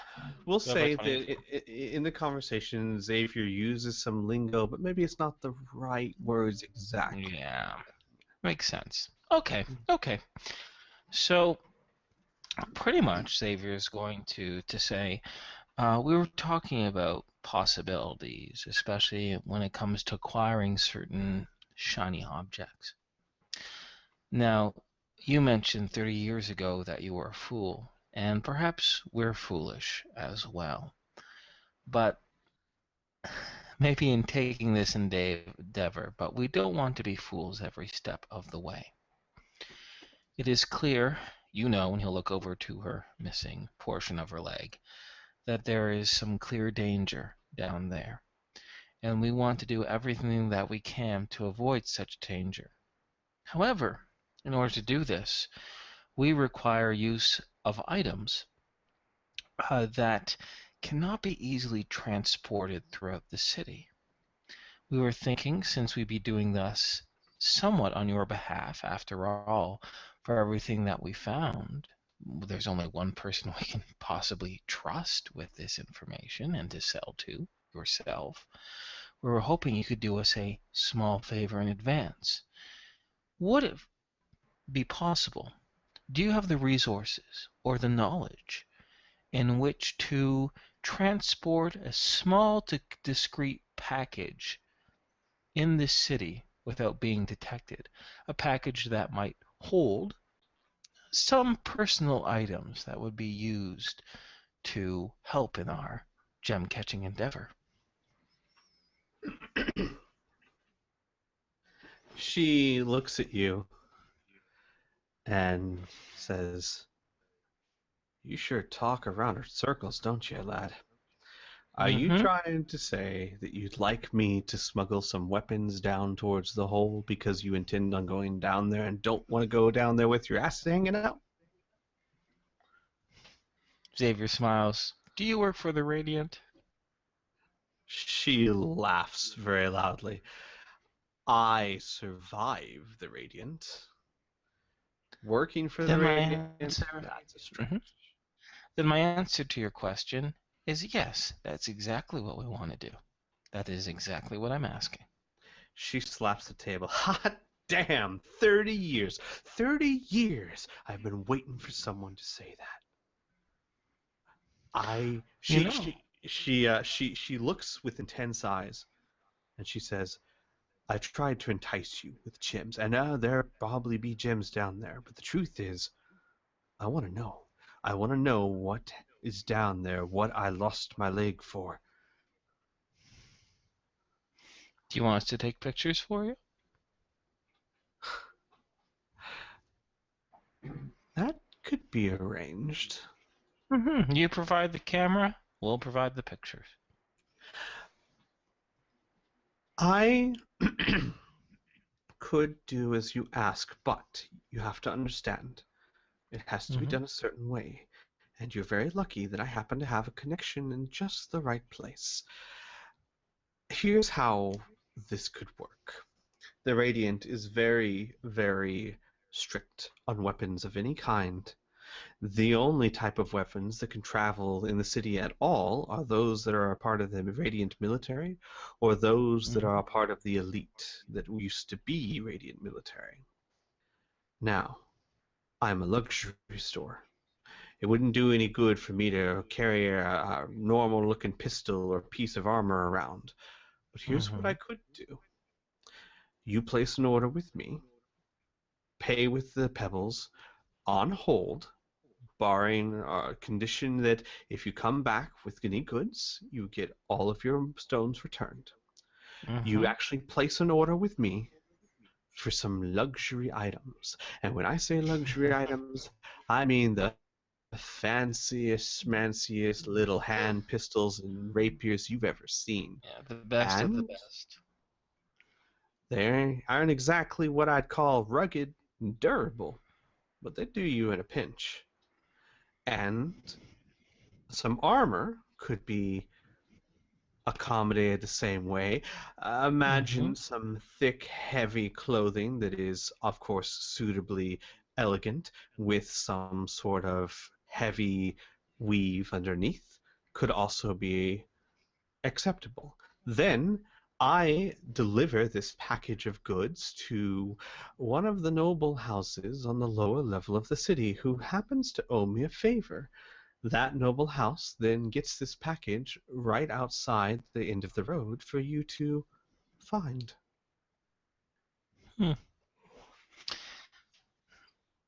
Have you done anything like this before? She looks at you. Do you work for the Radiant? No.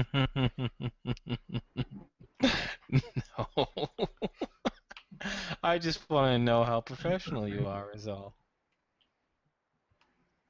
Well, Remember, weighing risk, weighing options. considering You employ a that clumsy you've courier and he falls, and there goes our whole thing, right? Considering that you displayed a level of trust asking me if I would smuggle something for you, and that no Radiant cop would be stupid enough to even suggest going in the hole as it's considered blasphemy, I think I can let you in on a little secret that might put all your fears to ease. Oh, good.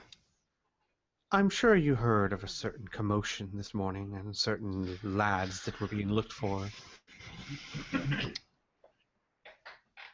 Oh, yeah, we heard quite a bit about it.